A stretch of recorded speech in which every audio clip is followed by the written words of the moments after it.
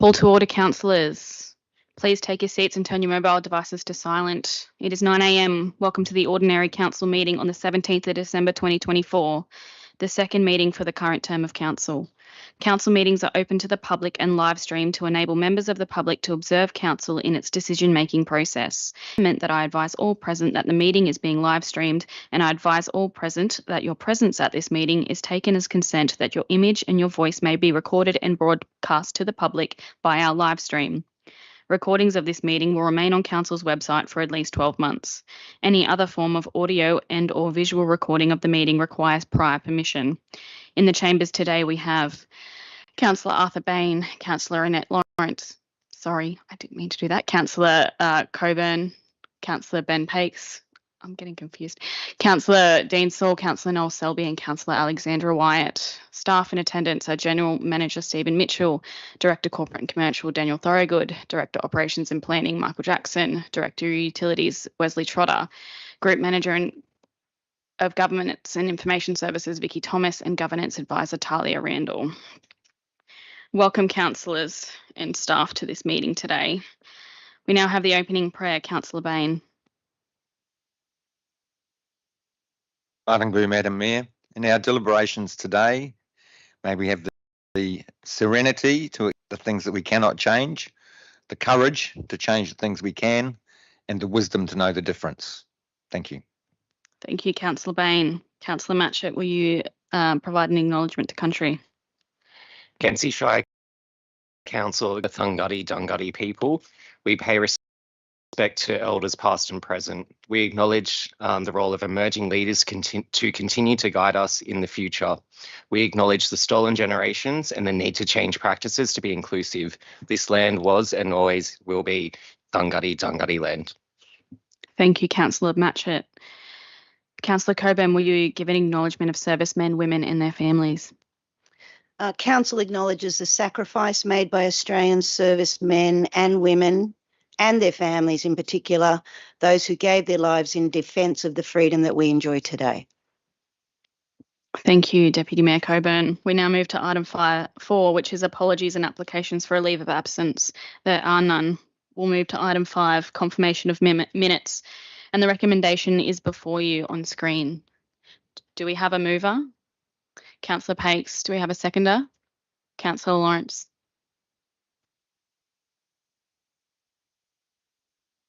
We don't think, do we? I'll now put the motion. Is there any dissent? There is none. We'll now move to item 6, which is disclosures of interest. Do we have any disclosures? Councillor Pakes. Yeah, I've got conflict of interest in 10.2 and 10.4 as I've documented in my conflict of interest declaration.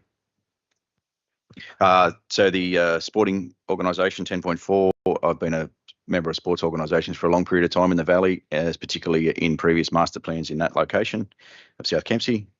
10.2, I live on the floodplain, so this affects me in some way. Thank you, Councillor Pakes. I'd also like to declare a non-pecuniary, non-significant 10.4 as I'm a user of the facilities and I was involved in the consultation process. Do we have any other declarations? No. We'll now move to item 7, which is items passed by exception. There is a recommendation before you. Before we move the motion, or take questions, do councillors have any items to remove so that they may speak for or against them? Yes, Councillor Wyatt. Yes, please. I've got some questions on 10.5 and 10.6. The 10.6, there's a few questions, so I'm going to pull that one out. 10.5 may be able to answer questions in this session now. So 10.5 you want to pull out and 10.6 or 10.6 you want to pull out? All right. Yeah, probably, yes, please. 10.6 out, and I'll just ask questions on 10.5, please. Is there any other items councillors want to pull out?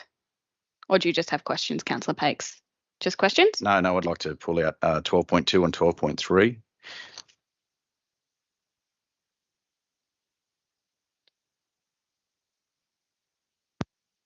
Are there any other items to pull out? No. Councillor White, what are your questions on 10.5? Excuse me. Yes, thank you.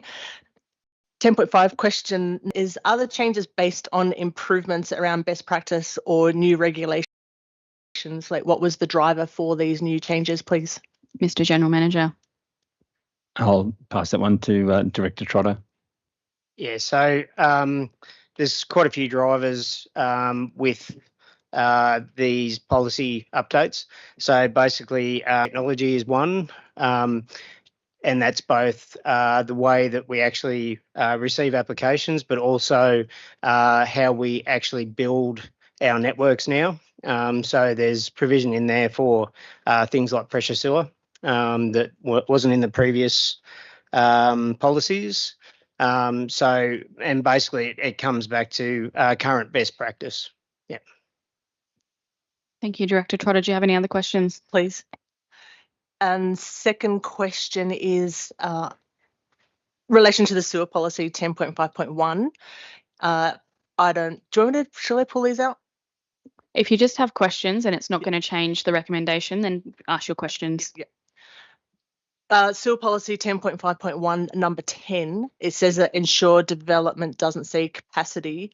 Do we not have, so number 10, it says, ensure that development doesn't see capacity of the infrastructure and constraints. Do we not have issues now at South West Rocks where development is exceeding capacity? Director Trotter.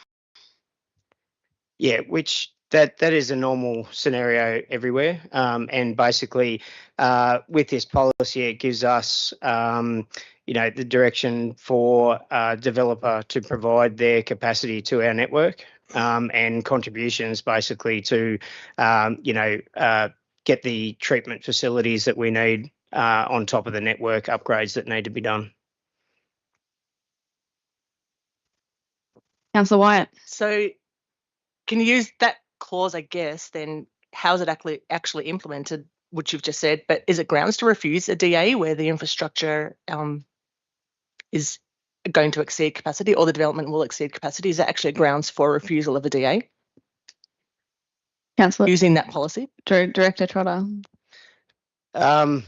Yes, I guess if they won't contribute their part of the network capacity and treatment capacity, then if they refuse to contribute to providing, that capacity for themselves, then yes, it would be. Thank you. Councillor Wyatt. Your microphone. Number 3 in the same one, it says to permit the use of non-conventional methods in providing reticulated sewer. What's a non-conventional method? So, sorry. Mr. Trotter. So conventional sewering is more your gravity type options. So when we look at the non-conventional, you start to get into things like pressure sewer, you move into vacuum systems and those sort of network types. Thank you. Councillor Wyatt. Yes, please. And just questions on the water and sewer tenement determination. My understanding is that it appears to be a calculation. It appears to be a system to work, a calculation to work out the amount of developer contributions for sewer and water based on an estimate of use of that final development. Is that correct? Mr. Trotter. Yeah, that's basically right. So a lot of those numbers were determined from WASA, so Water Services Association Australia. They look at different uses from residential right through to, heavy industrial. And they'll actually state, yields of ETs per development type. So basically that's where those numbers are coming from. There's quite a few other things that will come into that calculation. The actual fixtures and fittings in a property, things like that. But basically that's how that's worked out. Yeah, industry calculations. Yeah. Councillor Wyatt. With those calculations, so how often do those calculations change, or how often would those policies change, and is that sort of the major update in that? Do those numbers change Mr. to reflect Trotter. different industries or conditions or whatever? Look, they cover most industries. They don't cover everything. I have been involved with sort of very far right field type ideas of people coming in to do developments, commercial businesses that don't fit into any of the categories that we've had to do, custom calculations on that we actually engineer. But basically, WASA did an update not all that long ago with, current water saving devices, that sort of thing that's in people's properties in industry, commercial, and that's the update of the latest information in the industry. Thank you, Mr. Trotter. Councillor White, I just want to clarify on item 10.6, the Mid-North Coast JO update. Do you just have questions, or is there, if it's just for noting, because it's just for noting the report?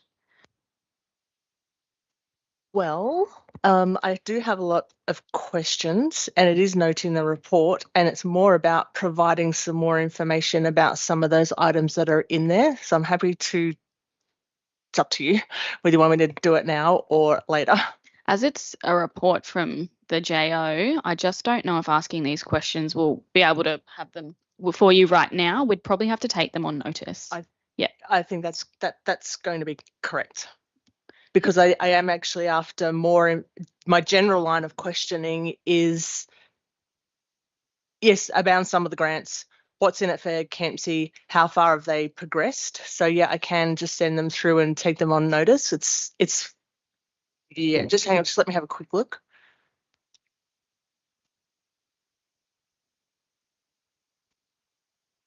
Yeah, pretty much. It's just after more information on some of those reports. I mean, there's some really good stuff in there about disaster risk, climate risk, biodiversity stewardship. I'm just after some more information and where I can get that. Mr. General Manager.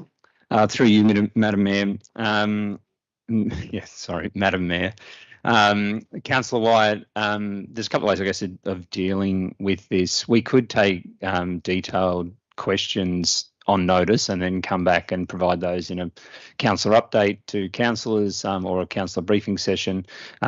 Obviously, only sort of having just started yesterday as acting general manager, I haven't been attending these meetings historically, so I haven't probably got a lot of the detail that you would require to answer the questions now, and similarly for the mayor, who's only had one board meeting as well. Alternatively, we could consider, subject to availability, having the JO potentially present to councillors in the future. Obviously, we've still got a reasonable amount of induction program to get through and some sort of critical planning items for council, but that's something that we could look to do in the first half of next year if that's something that the councillors would think would be viable. Councillor White? I'm happy with that, because there are questions that you won't be able to answer. That will have to be taken on notice. Don't withdraw. So I'm happy with that, and I would love a JO. What was it? MNC JO to talk to us. There's some really good plans in there. They are public meetings as well that you're able to attend. There. Yeah. Okay. You can attend online. You can attend them online. Yeah, they're actually open to the public, like a council meeting. So we'll just keep that in the block then, and we'll take your questions at a later time in another way. Given that, do we have any other things, items that councillors wish to withdraw? Councillor Bain? Muttingbu, Madam Mayor, I was just wanting to speak in favour of the Mid-North Coast JO report, but if that's okay, I do have one question on that, but I'll wait for questions if you like. You can ask your question, that's fine. Okay, I'm just looking at the JONSA, the Joint Organisation Net Zero Acceleration. I saw in another document somewhere, I can't quite recall where, but it's again in the column on page. Sorry, I can't find the page number, but that just confirming that we did enter the power partnership with the JO in purchasing clean electricity at a stable price, helping the budget more effectively and reduce financial risk. Can we confirm that we did that? Because there's 2 documents I've seen now that have mentioned that Port Macquarie, Hastings and Bellingen were involved, but they don't mention Kempsey being involved, and I'm pretty sure we are. Mr. General Manager. Through you, Madam Mayor, we actually were ahead of the game on this one, so we entered into our power purchase agreement probably 18 months to 2 years ago, and so have benefited from locking in those prices at a much lower rate than where they've got to now. So we're not part of the same power purchase agreement that the other 2 councils are part of, because they've only just signed up to it now, but we had already, through LG procurement, entered into an agreement that's provided those benefits that you included in your question, Councillor Bain. Fantastic. Thanks. Great work. Thank you. Councillor Pakes. Yeah, just a clarification on the 12.2 and 12.3 there in the confidential sections. That's correct. So Correct. we wouldn't be asking questions at this point. That's correct. No, right. And you pulled them out, so we'll address them when we get to confidential. If there's no other things to be withdrawn, there is a recommendation in front of you. Do I have a mover? Councillor Saul, do I have a seconder? Councillor Pakes. Is there any dissent? None. I declare it carried. We'll now move to item 8.1, which is the mayoral minute revenue and review task force. I don't need a seconder, so I'll just speak to it. This came about after the EOI went for the revenue and review task force, seeking, I guess, community volunteer positions to assist on the task force. We got 3 strong applications, and they really represented some diverse skills and experience. And in conversations, I guess, with different councillors, I thought it prudent to extend the volunteer positions for up to 3 to allow for that diversity of skills, and I guess that commitment that we all have as councillors to bring the community along with us, and I guess the goodwill that those community members have taken in making that application. So without further ado, I open debate. Is there any questions? Councillor Bain. No, not a question. I'd like to speak in favour of the motion. So if you want to take, do you want to take questions first? I would have questions first, if that's okay. No questions, Councillor Bain? Yes, Martingbu, Madam Mayor, I would strongly support this, as I believe the Revenue Task Force may have some impact on our long-term financial sustainability. It's always great to have ideas to look at, and I support increasing the community participation, because I think that's an effective way for us to recognise community input and to be seen as being open to building relationship with the community. So I fully support this. Thank you. Thank you, Councillor Bain. Yeah, I'd like to firstly congratulate you on making this a mayoral minute and taking the lead on it. I think that's a good thing for the community. I think it sends a message to the community that we are listening to not just one person nominated, but we will listen to all people who have actually put their hand up for this Shire to try to make an improvement. So, yeah, I think it's an important message you're sending to the community, and yeah, I 100% support this movement. And yeah, I'm really excited about hopefully the changes that come from this Revenue and Review Task Force. So yeah, well done. Thank you, Councillor Pakes. Councillor Saul. Thank you, Madam Mayor. I also speak in support. And can we know who the volunteers are for the positions, please? Is that possible? I don't think that's appropriate at this point in time. They haven't accepted. Thank you for that. All right. If there's no other debate, I will put the motion. Is there any dissent? There is none. I declare it carried. We'll move to item 10.1, which is DA2400974, Community Title Subdivision, creating 29 lots. Do we have a mover? Councillor Saul, do we have a seconder? Councillor Matchett. Councillor Saul, would you like to speak to the motion? Madam Mayor, it's been explained to us that by pursuing this situation, it may be the better outcome for council. So I would not speak much further and ask council to support it. Thank you. Thank you, Councillor Saul. Are there any questions in regards to this motion? Councillor Wyatt. I do have a lot of questions. Okay, the first question is around the community title format generally speaking. Why is the developer proposing this, and what is the benefit of community title subdivision to the developer, the development and future property owners? So why are they proposing it? What's its benefit? Mr. General Manager. Through you, Madam Mayor, Director Jackson's going to be best placed to answer all these questions. So, Mr. Jackson, you have the floor. Thank you, Madam Mayor. Yeah, so the community title format allows for the subdivision as a whole to impose a management format and actually take control of the assets that are outside of each individual lot. So in this instance, the roads and natural areas and all the other infrastructure within this, other than a few particular water and sewer assets, everything within the boundaries of the overall development remain in the possession title. So council is not responsible for the maintenance of the roads, the drains, etc., to where they cross the boundaries and go into other areas, into council controlled areas. Thank you, Mr. Jackson. Councillor White. Yes, please. Does the community title subdivision facilitate, so excluding those ones, does the community title subdivision facilitate the separation of each of the other stages of development, so stage 2 and 3, into separate DAs, thus removing consideration of the development as a whole and its cumulative assessment of all of the impacts across stage 1 and 2, stage 2 and 3? So yeah, does it remove? Yeah. Mr. Jackson. Yeah, through you, Madam Mayor. Essentially, a development is usually subdivided, and the individual lots are always their DAs. In this case, the Rise development have a well, it's recently been refused, but the concept DA, which is the DA which is seeking to introduce taller tower blocks to the sites. When height limits were imposed on this site recently, there was a savings provision put in specifically for that DA and that DA only. So only a individual DA consistent with that concept DA, if it was approved through court action later, would be able to achieve those heights. If it wasn't, all of the DAs would be down at the new height limit, which from memory is 11 metres.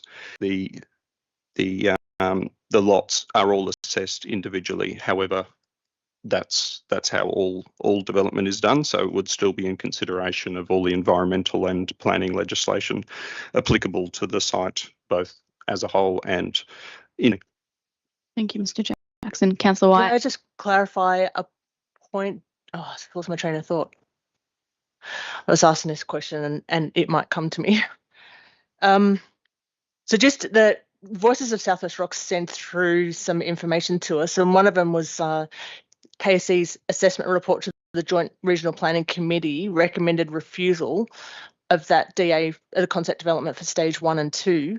And in that, the developer sort of expressed an intent that the detail in the environmental assessment would be provided when those developments were all put together as one. Is by dividing them off and having each separate lot, is it not negating the need for the developer to fill that detail in, so they don't have to do it for, say, the nine basement car parks or the 3 blocks together? They only have to do it one at a time. They don't have to look at what is the impact of 9 basements. So they're not really going. They're filling in the detail, but it's less detail than it would be if it was a whole development. Does that make sense? Mr. Jackson. Yes, through you, Madam Mayor. Whilst the court action continues regarding the concept DA, the concept DA is an overall DA for the site. So if they are going to seek approval for that, then we will certainly be pushing the environmental to be fully addressed. And that is something that we've already raised in our assessment, that's a requirement, and that was inadequately addressed, and that was certainly one of the points raised in the planning panel's decision that was published.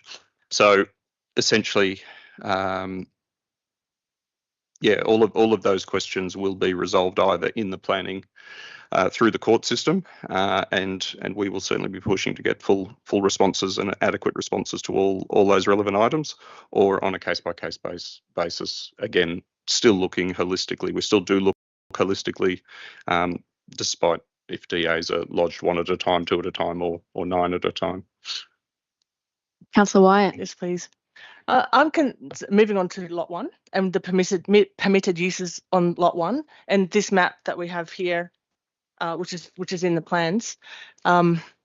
I mean, I find the mapping a little bit confusing because we've got a whole lot of, purple lines and aqua lines and hash markers, and I'm a bit concerned that it's like making a buffer zone when you're not really making a buffer zone, because there's permitted uses in that lot 1, and it's also an island.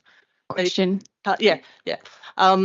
Explain the mapping and what is meant by the mapping, and just what is permitted in all of that lot 1, particularly around that buffer area there. Mr. Jackson. Yeah, thank you through you, Madam Mayor. I do have the explanation on all the various colours. Sorry. So in regards to the colours and markings on the plan, essentially we have the purple marks are the APZ, so that's the aqua markings are the previously approved bioretention basins and infiltration swales. There are no work areas listed which are where no works are to be conducted, and then the red bubbles is actually a version control convention that's commonly used on pretty much all forms of drawing to cloud changes in the current version. So the changes to this plan are as within that red boundary clouded, and it's that allocation of that buffer zone and the pulling back of the boundaries of each of those lots so that they come away from that. In terms of what does it do, so yes, lot 1 does form the residual lot, which includes the roads and infrastructure. However, the roads and infrastructure are clearly noted on the plans, and it's not, and just because it's part of the same lot, it's not going to be permitted to build, say, another road, Z zone, or through that buffer zone around the back of those lots. So yeah, putting it all into that lot ensures that it's firmly within the control of the community title management body, which will then have responsibility to look after those lots. The buffer zone is shown, I think, at 25 metres. The lots do impose into that, but that's viewed as acceptable in that the lots will still have to include the buffer in their construction, and that just allows some yard space or landscape buffer within the lot itself, as well as the more significant portion that's in lot 1. Councillor White, do you have any more questions? Please. So the management statement says that the developer has access to that community land, being lot 1, to undertake construction or to put infrastructure, vehicle parking, stockpiling, etc. Is that over both of those areas? Because if that's the case, I mean, that top part of lot 1 at the moment is moonscape, essentially, and a buffer is a really deceiving word for that. Is that what is permitted, where the developer has for the next 20 years access to that land to park trucks, stockpile material, use it as essentially a construction site depot, or is that on that other part of the lot 1? Because I don't feel that is a buffer zone if that is the case. That's a statement. Oh yeah, true. Mr. Jackson. Noting that the buffer zone is not what we might traditionally call a vegetated natural area. It's all been cleared already. So the buffer zone, you are correct. If the future construction of those final buildings requires a zone for construction activity to be undertaken, or to stockpile materials while things are finished off or built, yes, it could be used. As I can only say, the buffer zone in this instance is not a virgin vegetated area, so it's more a buffer zone to that area, which is next door, going down to the creek. Councillor White. Sorry, yeah, thank you. Just a couple more, please. Around the community development contract, 10.1.3, it says a description of the development. It's got 5 points there, which is essentially stages. Does that community development, and it's valid for 20 years, does that then give the developer assurances that the intent of the development will be approved over that 20-year term? Because that's what is going to be signed off in that contract. Mr. Jackson. The community development contract outlines their proposal, and so until the actual application is approved through the DA processes or through the courts to a DA, then that is still subject to approvals being granted. So if at any time anything in that development is not approved, or there's a change of proposal through by the developer or by future owners, then that contract would have to be amended to reflect the approvals on that site. Thank you, Councillor Wyatt. Yeah, that is my concern, is that it can be used. Well, you've already signed this off. There's a precedent, so it doesn't set a precedent. It has to be, if it's changed, it has to be amended. It's not the other way around, setting a precedent. Can you clarify, Mr. Jackson? Yeah, through you, Madam Mayor. Essentially, this contract cannot supersede planning approvals and legislative authority, so it can't be used to overrule. Thank you. Oh, just a couple more, please. Yeah. I don't have the page number, but it says part of it is pedestrian access to Trial Bay Beach by means of, and there's a diagram. I want that removed because that is via Yarrahapinni National Park, and council has no jurisdiction and is not the planning authority. And I think that council should not be signing on that. So I think. Are you proposing an amendment? Yeah, I'm proposing that it be removed because we have no jurisdiction over saying that a trail can be made through the park, and it has been an issue before. So I think it should be taken out of there. Mr. Jackson, do you want to respond to that, please? I can. Yeah, so council has not at any stage provided any authority to the applicant regarding a walking track to the beach. The applicant has noted that it's a potential future option, and we have not provided any authority for them to do that. And as you correctly point out, we don't have any authority to do that. So we're not of the view that having that line in this document will have any effect, as obviously there are a lot of approvals that need to be gone through before that could happen. And it's not a matter for council, so we don't need to take it out because we don't have the authority to approve it anyway. Do you still want to pose it as an amendment? I want a follow-up question. Follow-up question, please. So council is not the authority. It's going to sign a document. How can you sign a document where you're not an authority? Part one. And part two, I am concerned about the precedent where this developer then can go to MPWS and say, look, council have approved an intent to make this walking track through the park. Mr. Jackson. We don't believe it will set a precedent, and obviously national parks have the right to enforce their own rules, legislation and interpretation. So it's a matter for national parks, and we're confident that national parks won't be swayed by a statement from a developer. Councillor Wyatt. I'll just hold that thought for that. And it's around rejecting or approving the development. The subdivision, yeah. Or deferring a decision until, what's the implications of rejecting or deferring a decision until the Land Environment Court litigation is concluded one way or the other? And pending the outcome of that, can we request that the developer resubmit the DA or negotiate a new plan? I'm concerned that we're putting the, what's the word, apple cart before the horse. Is that we should just wait? Is that it? Yeah, that we should just wait for the LEC outcome. Mr. Jackson.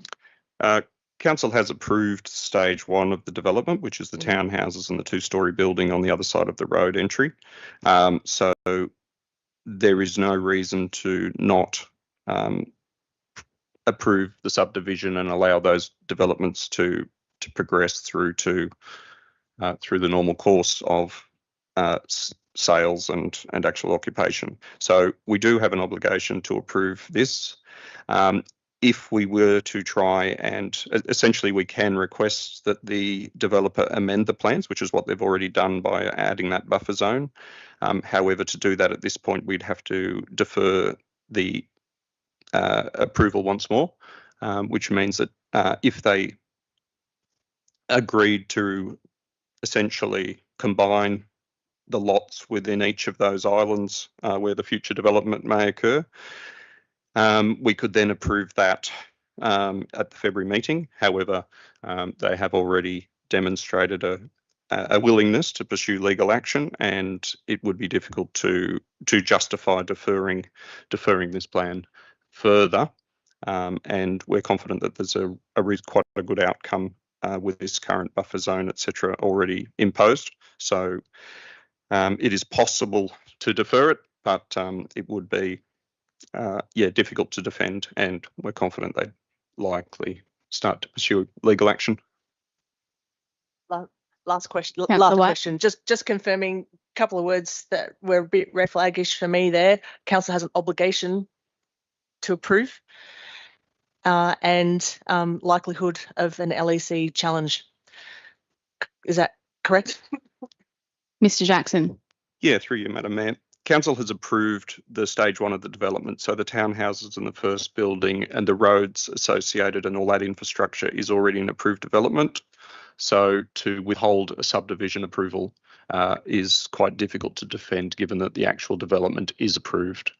And likelihood of challenge is simply in timing. So the development is proceeding. The stage 1, there are works there.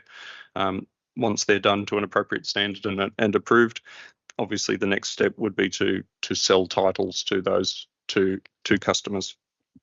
Councillor So White. absolute final question.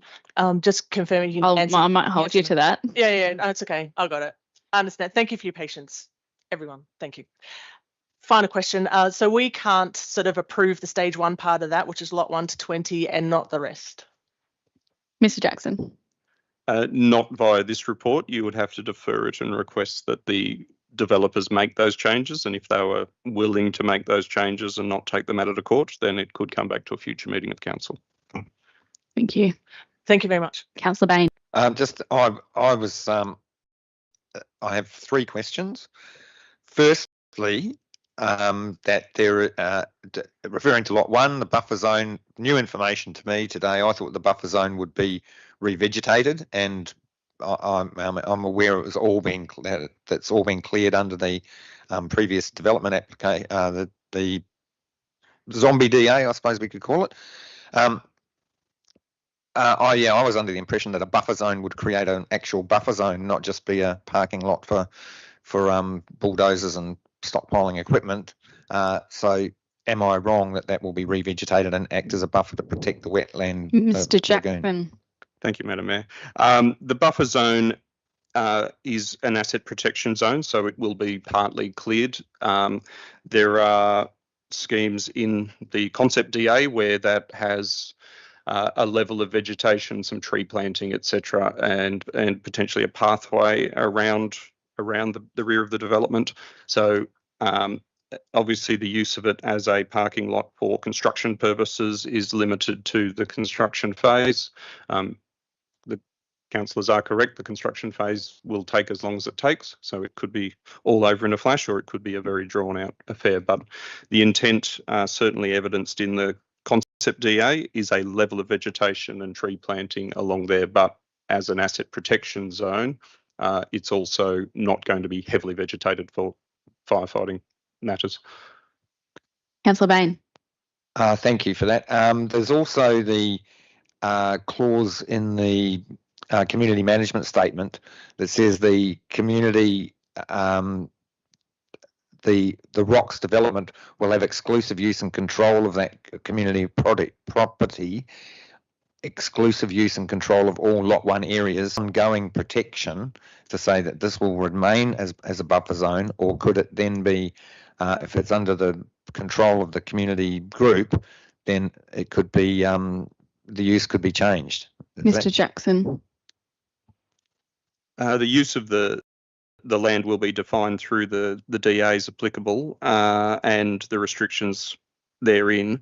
So the exclusive use and control really just accurately defines who has the responsibility in that area. Councillor Bain. Thank you. And the last one is, again, that warning bell rang for me, is that we're under an obligation to pass this. Why is it being brought to us if we haven't got the power to make any decision on it? Mr. Jackson. As said, we have approved the stage 1 development of the townhouses and the 2-storey building. Council can opt to defer the matter. However, obviously there are risks involved in that. Councillor Coburn. I would just like to ask a question we discussed briefly yesterday around if we approve the entirety of the development application in the context of the subdivision, then we clearly define the size of the lots that are going to exist forever on that piece of land. And in the context of the possibility that the developer decides to bail, it then gives him the ability to just sell off whatever lots he pleases out to the general public. I just believe that could create a real social dysfunction for the community of South West Rocks in the future. Can I please get a comment on Council's position with that, please? Mr. Jackson. We do have to consider essentially the development as put to us. Pretty much every significant subdivision is subdivided on the basis that lots will be sold off to individuals. The concept development approval, which has been refused, but which if approved through the courts, is still really only defining an envelope, a building envelope and certain other factors. So by no means is it locking in a specific style of building, a specific look, a specific character of building. So the actual end result, whether simply by being constructed over a period of time as tastes change or through multiple different owners, will always be subject to some form of variation, and it's the normal course of development to split things up. In this instance, there's a community title across the whole site. That group will have some comment and sway in terms of what is constructed within there and seek to impose their own rules and restrictions over and above what we can provide through council.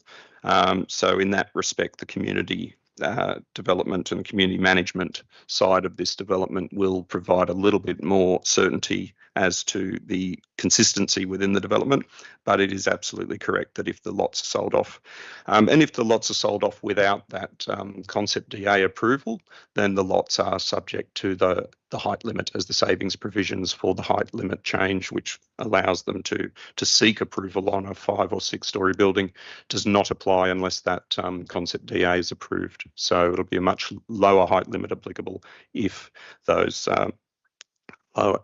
lots are sold off separately without the concept DA being approved through the courts later next year. Councillor Coburn. Just when you talk about the potential that individuals can purchase those blocks, that 11 metre height limit would apply to them anyway, because that is what is in the DCP and in the current CLEP. My concern is similar to Councillor Baines in regard to Lot 1 and being under that community title. So if we go into that worst case scenario, well, may not be worst case scenario, but into that scenario of multiple developers owning lots within that subdivision, that could create future conflicts within. We have a question. Yeah, I do. Within the community title, the community title come under question by the different developers, which would then perhaps threaten that buffer zone, that Lot 1. Mr. Jackson. Thank you through you, Madam Mayor. No, essentially, because the community title is essential for the management of those community assets, the roads, etc. So whoever purchases those lots has to be part of that management group. Now, there could be friction and tension within that management body. However, that's a matter for them to resolve. There's no mechanism whereby they could extricate themselves and stand alone without losing the ability to have influence over the assets within the community lot, and also obviously that would then, how do they contribute to those assets if they're not part of that group which looks after those assets? So it would be extraordinarily messy to try and get out of that community title yet still stay within an area so clearly reliant on, so it would be difficult to do. Councillor Selby. Just a question here on, like this could go on, the building out there could go on for 20 years, right? The DA DAs? 5 years length? Mr. So- Jackson, is that a Yes, question? So would that? Yes, so I do. Yes. So that means he'll have to apply again if it takes longer. And Mr. Jackson? Not necessarily. So essentially they need to demonstrate that they've made a substantive commencement. So for the concept DA, for instance, as long as building starts progressing within that 5-year period, then the entire concept DA would be valid. And then DAs on a case-by-case basis, yes, they would have to essentially have their DAs within the 5 years that they get them. But if the development's sold off, they either get a DA with the view to use it, or they don't get a DA and hold the land. also, I've heard that. Well, I haven't heard. Has this height limit been approved by the state government when it was put in? Mr. Jackson? Yes, so the height limit currently is applied to this site. However, there's a savings provision specific to that concept DA. So if the concept DA is approved, then the height limit doesn't exist. However, if that concept DA is not approved and any new DA is lodged, the height limit is applicable. Councillor Bain, did you have another question? Thank you, Madam Mayor. I do.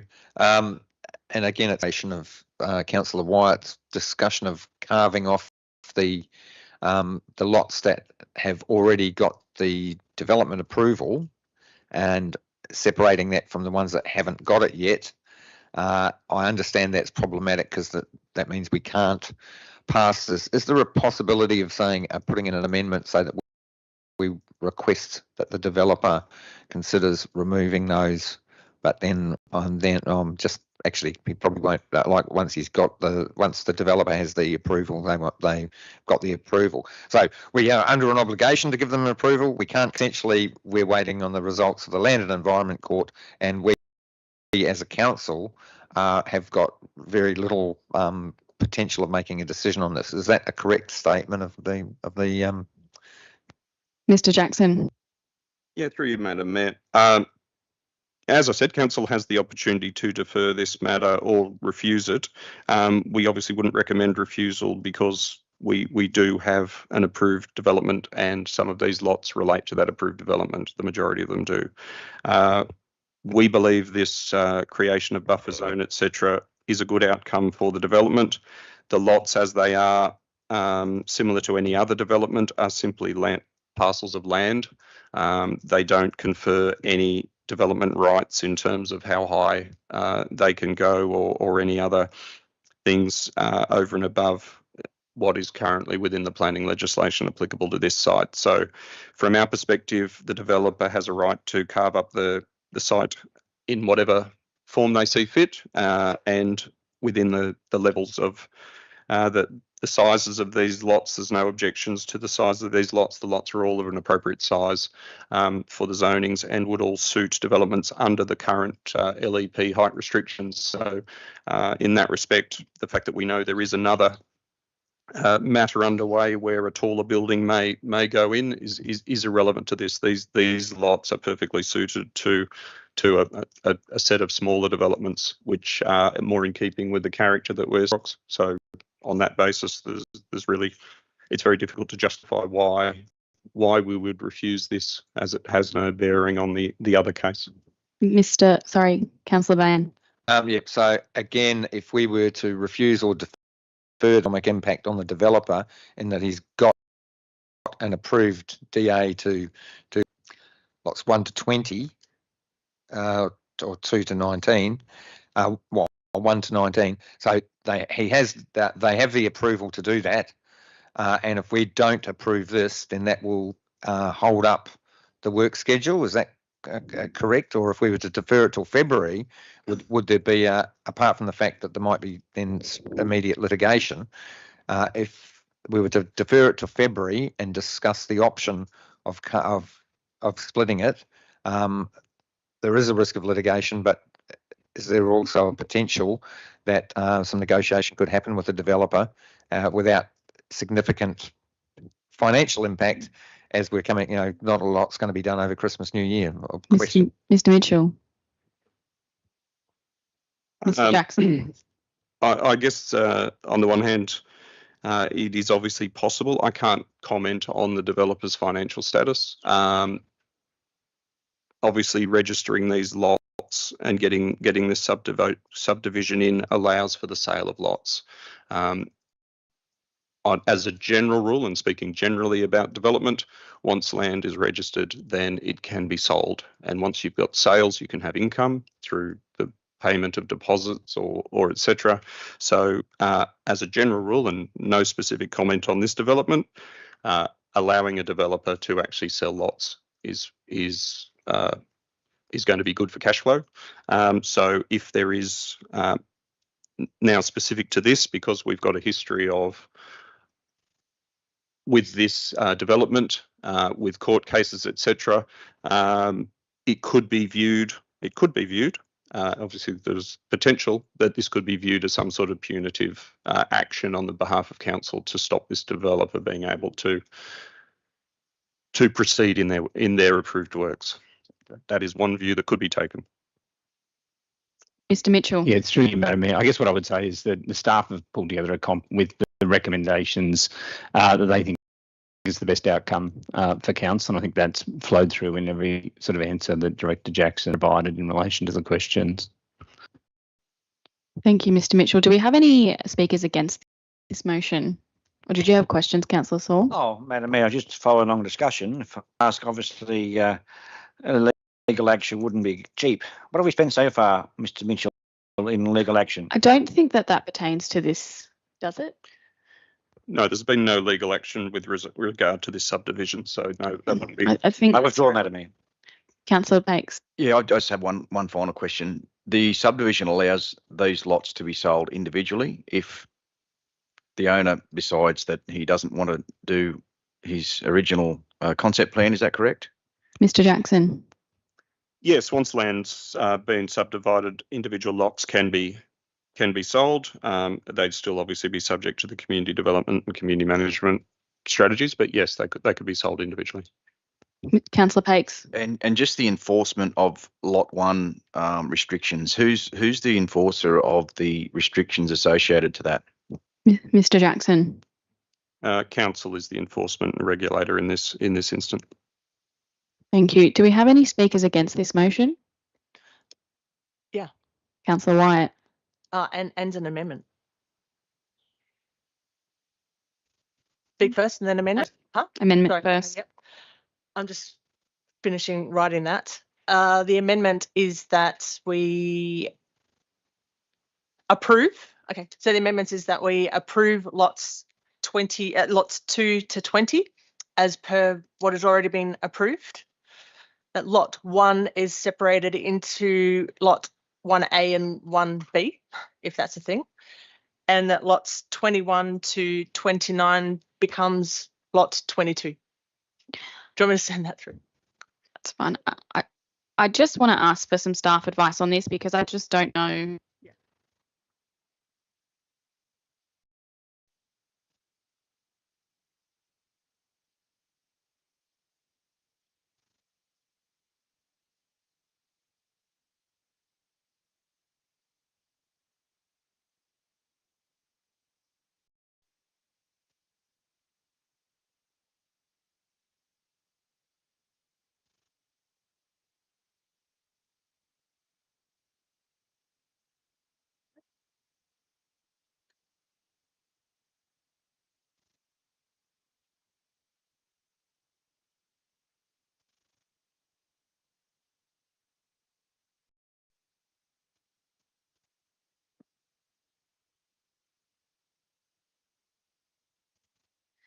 Mr. Jackson.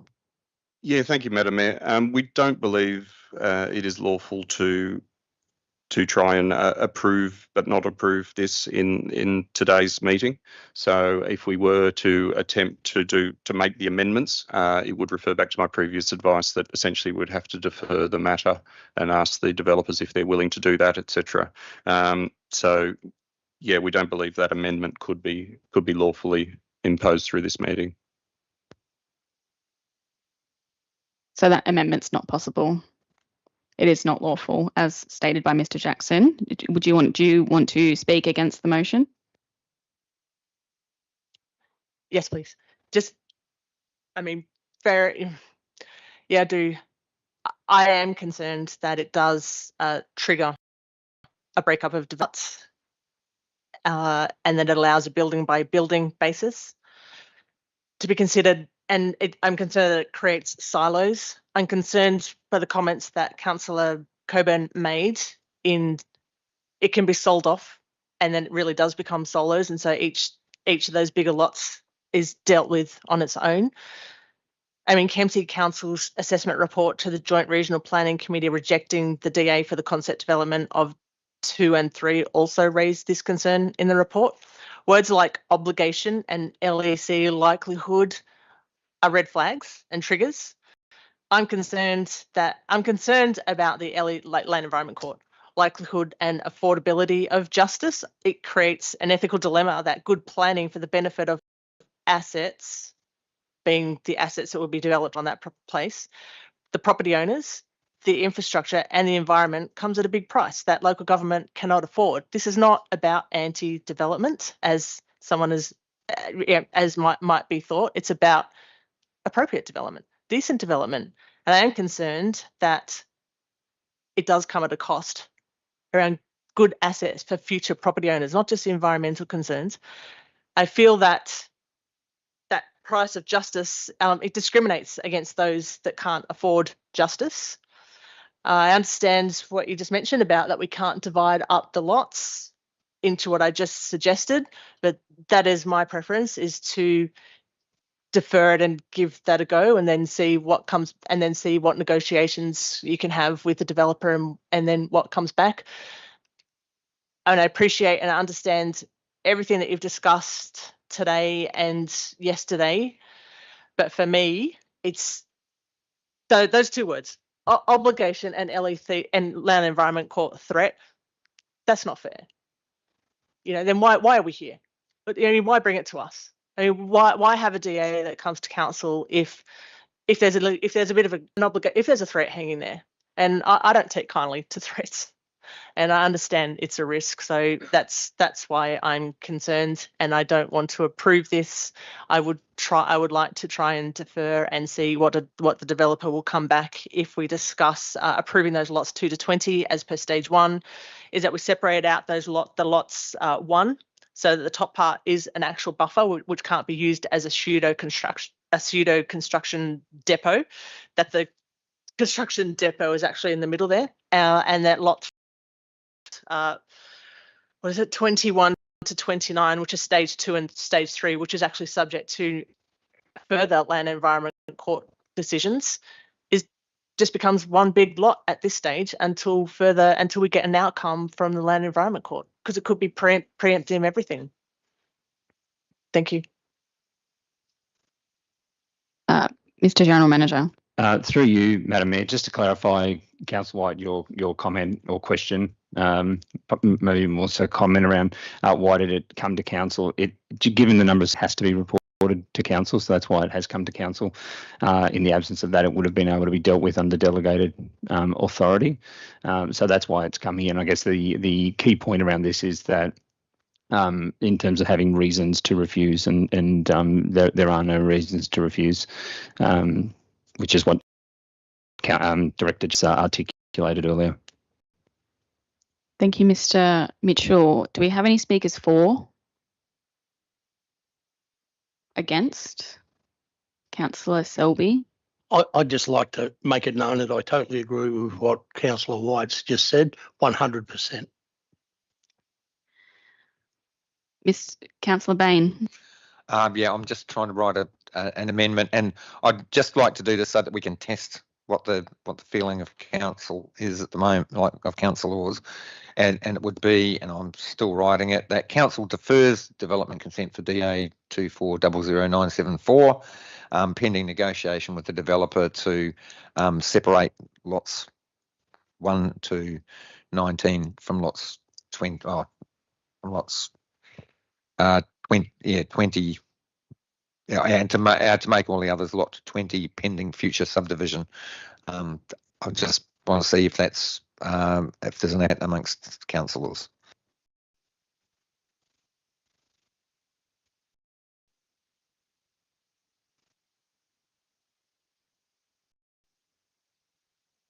Mr. Thorogood or Mr. Mitchell, Mr. Jackson. Through you, Madam Mayor, I guess the issue that we've got here is that the setting aside anything for the concept DA, this subdivision proposes a reasonable subdivision of the lot into lot and size requirements under our LEP. It meets all of the criteria that we have for development, and setting aside the concept DA, there are no grounds to refuse or defer this, because there's no reasons why lots of these sizes are particularly problematic. If you bring in a matter which has already had a refusal and has now gone off to an appeal process that we have not a lot of control over, there may be concerns, but as it stands, these lot sizes proposed are essentially reasonable and approvable, and there's no valid reasons that we're aware of, that staff are aware of, to actually refuse or ask the applicant to change these. Why? The question would be expectation of council in changing the size of these lots. Are you attempting to make them smaller or bigger, or what is council's view of this? What will be achieved other than a delay in changing the size of these lots or combining these lots? Because at the moment they're a reasonable, approvable set of lots which will suit a development at the scale permitted under the LEP. Thank you. Thank you. I'll withdraw the amendment. Thank you. Do we have any speakers for the motion?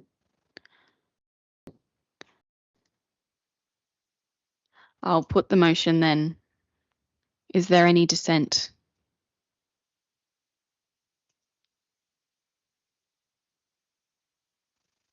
Five, four. No, that's lost. That's lost.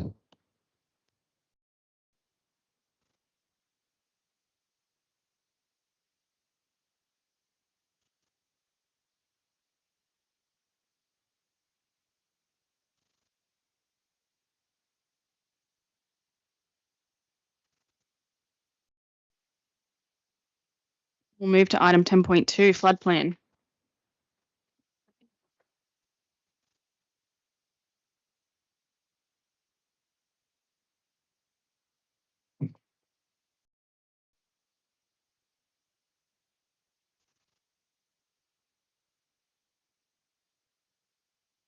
Now move to item 10.2.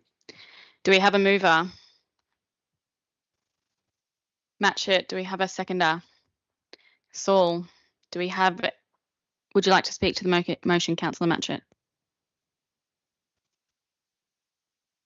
Thank you, Madam Mayor. Yes, I'd just like to acknowledge the hard work that went into this study. I appreciate that there's some feedback from the community that there are some elements that could be looked at, but I strongly feel that they're given that this is, I guess, a guideline for future action, for future research and investment. It is not designed to be a clear cut. This will solve all of the flood issues in this town, but it gives us a place to move forward. And so for that reason, I encourage everyone to support this motion. Thank you, Councillor Matchett. Do we have any questions on this item? Councillor Pakes. Yeah, thank you, Madam Mayor. Through you. First question, at what time was the entire document published online for the community to observe? Mr. Jackson.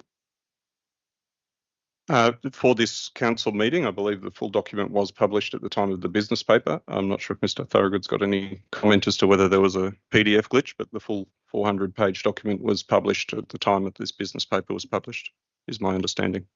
Can I just clarify the full document being the completed version? That was my question. I'm sorry, I didn't clarify that specifically. Mr. Jackson. As mentioned, a number of issues were raised for the consultants to address in terms of minor errors throughout the document. They were corrected, and the full document was brought back to us yesterday. So I assume the document was published yesterday with corrections. Councillor Pakes. Microphone. I'm the purpose of the document. I'll probably just ask for a summary of the purpose of the document, and I'll go back to the motion moved previously regarding a fact sheet. When was that furnished to the public? Mr. Jackson. So to begin with the purpose of the document is to look at flood mitigation measures. It's a follow-up after the original flood studies, which were led to the adoption of by council last year. The fact sheet. So essentially the purpose of the document is to now look at options to mitigate the risks associated with flooding. Those options are evaluated across a number of criteria and a set of recommendations put forward which can be used for future funding applications through the flood risk management processes of the state government. We're able to access funding on a 2-to-1 basis, so it's quite advantageous to have a flood risk management study in place and a flood risk management plan now to enable those applications to be undertaken and funding to be secured. The fact sheet, there was some confusion as a lot of the questions asked at the previous council meeting were about the flood levels as opposed to the actual content of this study, and the fact sheet was produced and sent out. I think it was it Friday or Monday? Sorry, I need to just check that. Let's say Monday. Do you have any more questions, Councillor Pakes? Yes. So the fact sheet will be only circulated on the council website. Is there any other ways that fact sheet will be circulated to the public? Mr. Jackson. As council are aware, we're looking at the various communication strategies as a review. At the moment, it is on the website. I believe there are various email lists of where people have signed up to receive communication on various channels. We don't spam our community. However, people, if they've requested, they can also get it through those channels. And obviously, councillors are able to forward links to those documents to community members. Thank you. Councillor Pakes. Going forward, is there a way that we should be looking to communicate this type of information? One of the recommendations within the plan is actually regarding communication and education for the community. So part of the plan, it's one of the measures that you would be adopting as something to seek funding for. Councillor Pakes. Yeah, just from the recommendations, I know it's to seek funding. So the priority to seek funding, who decides that and when is that decided? Mr. Jackson. The options have all been assessed via a multi-factor analysis as well as through the more economic damage assessments, etc., which will bring up a BCR, a benefit cost ratio. However, essentially the funding options really do relate to the packages on offer through the government bodies. So if something's particularly suited to a particular package, we will put that forward, and for it's essentially driven by the funding that's available. Some of these measures are relatively cost effective. So if a package is available offering smaller values, we will go with that. If it's larger, we'll go with a big one. Thank you, Mr. Jackson. Mr. Mitchell. Yeah, through you, Madam Mayor. In addition to that, Councillor Pakes, obviously any budget allocation comes to council. So whether that's when the budget at the beginning of the year is adopted by council or at the quarterly budget reviews. So to the extent that there's any projects that are identified that required funding and the expenditure of funds, they would come to council as part of one of those processes. Just to clarify, sorry. Yes, yeah, Councillor Pakes. Sorry, Madam Mayor. Just to clarify, that's after the funding application's been made that it comes to council. After the funding application's been made. Mr. Mitchell. Through you, Madam Mayor, that would depend. Sometimes that we'll actually, we may identify actions in the operational plan to pursue funding for particular projects, and they would be identified and come to council as part of that process. If grant funding opportunities come up and there's a particular window, then they would be considered to the extent that they align with adopted strategies, plans such as this, and applications would be considered to be put in. But obviously, the proceeding to expend that funds, we need to have a council resolution that allocates that budget before those projects can proceed. Councillor I'm just wondering if that answers your question, or if there's something different to that, then That's fine. Yeah. How is this report reflective of the flooding impact on the Lower Macleay floodplain in regards to council assets, specifically council assets, whether it be water or sewer, flood mitigation structure currently, road infrastructure, etc.? Mr. Jackson. This report essentially has looked at instances where flooding and trying to mitigate risks to all assets, whether community, agricultural, buildings, etc. In the majority of cases, certainly there's an existing infrastructure such as sewer plants, etc., which are within flood affected areas, and that's the reason for the fairly substantial sewer upgrade program for the next number of years. So specifically, this report has not focused recommendations on protecting those assets. It is really looking at the broader community. Yes, our roads, our bridges, our structure across the board will be impacted by flooding, but so will the rest of the community. And we're really looking at a broader flush here, and the flood levels involved are sort of being studied are up at the higher ends, where essentially everybody's assets are being damaged quite substantially. So specifically, yeah, we're not going down to the level of individual impact on our assets. Councillor Pakes. So with that in mind, do we need another study now to assess the impact on council infrastructure? Because that's what councillors make decisions on. Is that correct? Mr. Jackson. Through you, Madam Mayor. You could do a study specifically on each individual piece of council infrastructure. I think it's fair to say that impacts will vary from event to event. Individual flaws will be exploited by floodwaters to cause specific damage. So as a modelling exercise, it would be incredibly complex, incredibly expensive, and I believe that the outcome would be that council's assets may or may not get damaged by flood, and we will have to respond to those. We're lucky in that our assets are able to be fixed under funding arrangements through the state and federal governments.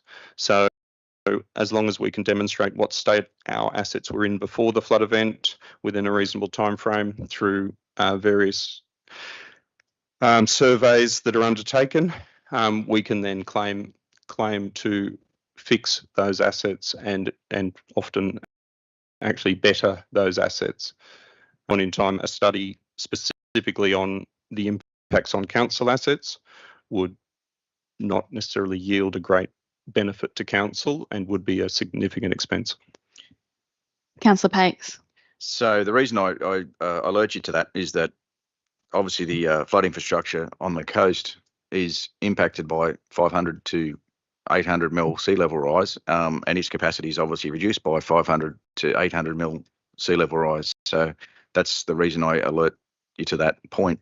That Are you making a statement or asking a question? So from that, my question is that they are expensive pieces of infrastructure, and they probably require individual assessment. Does this document apply to those individual pieces of infrastructure? Mr. Jackson. Thank you, Madam Mayor. There is a further study which is specifically going to be looking at climate change adaptation. That will be looking at the specific impacts of coastal sea level rise, amongst other things, on the community as a whole, our infrastructure as part of that. So does this particular document look at the impact? it models where those impacts are, and it looks at what damage is caused as a result of the current infrastructure we have. So yes, it does take that into account. Does it forecast a program of works? Absolutely not. However, it does highlight where issues are, and the modelling is there to demonstrate and to be used further in those additional studies, particularly the climate change adaptation study that is still to come. Thank you. Do you have more questions, Councillor Pakes? Yeah, just specific to recommendations around flood mounting in the Lower Macleay, is there any modification or any implication to the DCP in that regard? Mr. Jackson. Does this document affect that? The document proposes things to be looked at and adopted through other means. So whether it be a piece of infrastructure to be designed and approved through other means, or a recommendation to look at the way flood mounds are used and approved. So this document itself doesn't have the weight of a legislative document or a council policy regarding flood mounds. However, it makes recommendations to consider things in that regard for future amendments to those rules and regulations. Councillor Pakes. And I asked that question in context to previous councils being lenient on the use of flood mounds in the past with the highway bypass works, etc. The number of flood mounds upstream of the longest bridge in Australia is massive, all constructed under. Are you making a question? So my question is, how are those viewed? They are untouched, unassessed in this Michael document? Jackson. Mr. Jackson. Thank you, Madam Mayor. The study assumes that all existing infrastructure is in place. So the flood mounds are there currently, and that's how the study was modelled. So the actual usage of the flood mounds is a management action, and that's the actions in there to look at management actions, whether to amend, change, suggest amendments to those. But there's no suggestion within the study that flood mounds should be demolished. Councillor Pakes. Getting close to the end. The parameters of the study, specifically from Turner's Flat, basically to the coast, to Crescent Head, is there future flood studies upstream of Turner's Flat with this new modelling? Mr. Jackson. The actual flood modelling upstream of Turner's Flat is currently underway. So we're back at the previous step where there are more detailed modelling taking into account all the parameters of that upstream catchment are being modelled in detail. So we're one step back from this for the upper catchment, and that's why this is the lower Macleay study and plan. So at the moment, the previous flood levels that were adopted back in 2023 for the lower Macleay, and now that once we've got that study in place, we'd be looking to make an adoption and then move to the next step, which is this flood risk mitigation planning. Councillor Pakes. No, Councillor Pakes. So just to clarify, there's a discrepancy in the flood heights between Turner's Flats. So anything above Turner's Flats on the old numbers and anything below Turner's Flats on the new numbers. That's correct? So basically that means a 20% 20% increase or 19.6% increase in rainfall intensity, and the 400 to 800 on the coast sea level rise. Mr. Jackson.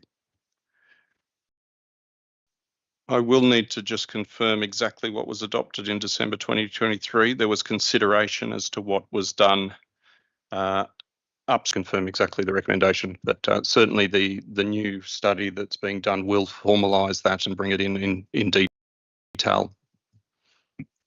Councillor Pakes. So I'd probably ask that in a legal context. Is there any precedence around us not applying a blanket assessment in regards to flooding in those numbers for the entirety of our shire versus doing it 50-50 at the moment? Because we're not doing it without discrimination, we're doing it in selected areas. Mr. Jackson. Yeah, through you, Madam Mayor. Look, in a previous role, I was at a council that had, I think, about 17 different catchments within the area, and each one was studied independently and levels were adopted within those individual catchments. So essentially the flood risk process takes into account that this is a catchment by catchment basis. We've split this because our catchment is so large. We've split this to a lower and upper Macleay. They do function quite differently in terms of, you know, the steep-sided valleys versus the floodplain. So no, in terms of a precedent or any sort of liability, we do what we can. We get to it in a manner that is in a professional manner within the timeframes available, and we work to the best information we have available for each catchment. We certainly wouldn't hold the lower Macleay flood study waiting several more years to adopt the upper Macleay flood study, for instance. Councillor Pakes. I'd probably ask a comment. I've Ask a comment. Yeah. asked for your comment. My apologies, Madam Mayor, for not being correct in my wording. I'd probably ask for your comment in regards to the process in regards to how and what is applied for and what's a priority. So do you think there is a benefit for councillors to view what's being applied for previous to the application being grant funding application being made? Through you, Madam Mayor. Mr. Jackson. Essentially, if I understand you correctly, you'd like to have the opportunity to prioritise the grant applications that council applies for. Would that be correct in the statement? Absolutely. In regards to the budget situation of council currently, that grant funding is an issue. Yes, that's you take my point. So at this point in time, there is a list of projects in this document which are offering some level of benefit to the community at an approximate cost. Those projects will be assessed against the grant opportunities that arise, and because they are 2-to-1 funded, that does mean that council will need to approve the 1/3 funding that council would have to put forward to that. So before any grants are accepted by council, and as Mr. Mitchell said, if we have the time to give them to you beforehand, we would, but if we don't, then you certainly wouldn't. You still have the opportunity to decline the grant if it was not viewed as a priority of council. Yeah, so Councillor Pakes. Just to clarify that, you've already applied for the grant. The time and effort and the monetary expense to apply for the grant has been made prior to council seeing it. That's I think my point. Mr. Jackson. If the grant is on a tight time frame, yes, we would do that. Yes, as that is why we adopt policies like this. So we have policies and strategies in place, plans in place, which list and prioritise opportunities for grant funding. This whole process is basically designed to produce a list of things for potential grant funding. If councillors strongly disagree with any item listed in this, then they should essentially determine to remove items and say they don't want to pursue grant funding for any of those items. If council are of a mind to remove items as potential grant funding opportunities. Yeah. Mr. Mitchell. Yeah, through you, Madam Mayor. Practically, councillor Pakes, for items like this, they will generally be able to come to council. And what I will be doing and what I've briefed councillors on before as part of the financial sustainability program, there is an item in there which is around grants and having a grant policy that actually addresses these exact issues. We're aware of that. We heard that through the SRV process. That's being worked on. That's not just in relation to the flood mitigation and items that are subject of this council report, but it's just more generally. And what the intention is that we'll actually talk through the hierarchy around where it's fully funded and it's something in adopted strategy versus if there's a large contribution for council, it's a new asset, and you would have a broad spectrum of those grants and what you would actually consider being ones that you would potentially progress with or not. That piece of work it still needs to occur, and it'll be something that will happen early in the new year. Outside of that, any significant grants will come, particularly where there's a commitment of funding from council, will come to council, and that's happened in the past for those large grants. There will be other smaller grants if they are particularly fully funded grants that we'll apply for, because it has and they're part of an adopted strategy, and then they'll get reported to council as part of a subsequent quarterly budget review. Thank you. Councillor Bain. Madam Mayor, first question is that it's clear in the recommendation that this is a state government requirement that we have this flood risk management study and plan in place. Is that correct? Mr. Jackson. Yes, as was through you, Madam Mayor, the floodplain development manual is a New South Wales state government document and sets out the process where first we get the data, we undertake the modelling, and then we look at mitigation measures. So we're in that essentially that third and fourth box where we look at mitigation measures, we assess those mitigation measures, and we come up with some recommendations for future funding opportunities. Councillor Bain. Would it also be correct to say that the primary purpose of this plan is to get water off the agricultural land as quickly as possible to minimise economic impact on our Lower Macleay agricultural industry? Mr. Jackson. Yes, through you, Madam Mayor, it was determined that having water on the floodplain for longer than a minimum period of time is highly detrimental to that pasture and that agricultural land. So a lot of the damages calculations provide a pretty strong weighting to agricultural damages within this document, and yes, efforts within. A lot of the options are focused on trying to reduce the dwell time of that water. We can't necessarily impact the peak levels, but the sooner it can get off the floodplain, the better for that land. Councillor Bain. Thank you, Madam Mayor. The last question is I understand that the plan was developed primarily through desktop modelling, which is a very complex issue, but also with the consultative group. How much input did the consultative group have into the development of the report? Did they have access to the drafts of the report? Mr. Jackson. Yeah, through you, Madam Mayor. Yes, the consultative group, the flood risk reference group, was put together with some very committed local input. They were given the background to the area, the flood level studies that were done, and then there are a number of discussions regarding potential options, potential things to be explored, and a set of those options was agreed with that group, which were then modelled to demonstrate whether or not they provided the sort of impacts that were hoped for.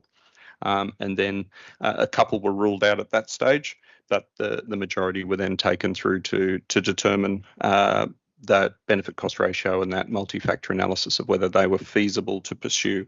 And those are the options that have gone into this report. Thank you. Councillor Coburn, then Councillor Wyatt. Councillor Coburn. Thank you, Madam Mayor.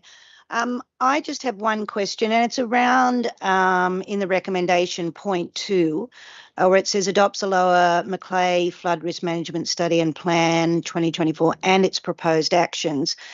I know as part of the discussions we had around this, we spoke to council around its flexibility to adapt this where necessary if, for example, new scientific data was presented or input from the community was received that should be addressed. Is that still the case? Mr. Jackson. Yeah, through you, Madam Mayor. So, yes, essentially that recommendation 2 is to adopt this and get it to a point that we can demonstrate to the New South Wales government that council is committed to pursuing these options, and they've adopted this study and plan. In terms of changes, so as when we adopted the flood levels last year, these are all based on the latest advice and the current accepted standards that are being imposed, and we know that varies from year to year. And if we give it a few years, you'll see a trend. So the majority of these studies will be reviewed over time, but the flood levels will be reviewed as information comes to hand. It is a big process to run the models and get them finalised. So probably on about a five-year horizon as a minimum before you would do that again. But we would certainly look at that, and yeah, we certainly wouldn't go to 2050 without having reviewed these several times to see how the trends are proceeding. Now, climate change may slow, may hasten. We'll be guided by the latest data that comes through to us and is recommended by the experts in these fields, and these these options will be reviewed as that goes along over a longer time frame. These levels won't be reviewed during this current term of council. As I say, the Upper Macleay flood study will come to the current term of council, and then probably late in the next term of council, we come through and do the lot again.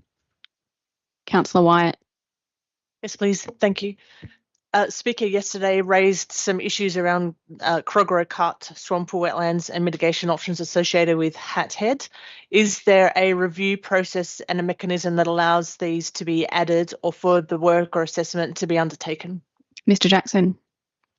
Several of the recommendations actually recommend studies. So there are some recommendations to do further study around the option 8, A and B, about the flood control structures and about Belmore and Kinchela roads, bit of Southwest Rocks roads. So there are recommendations in there which actually recommend further study. They also recommend further study around Steuart's Point, which is has its own particular issues, not specifically river flooding.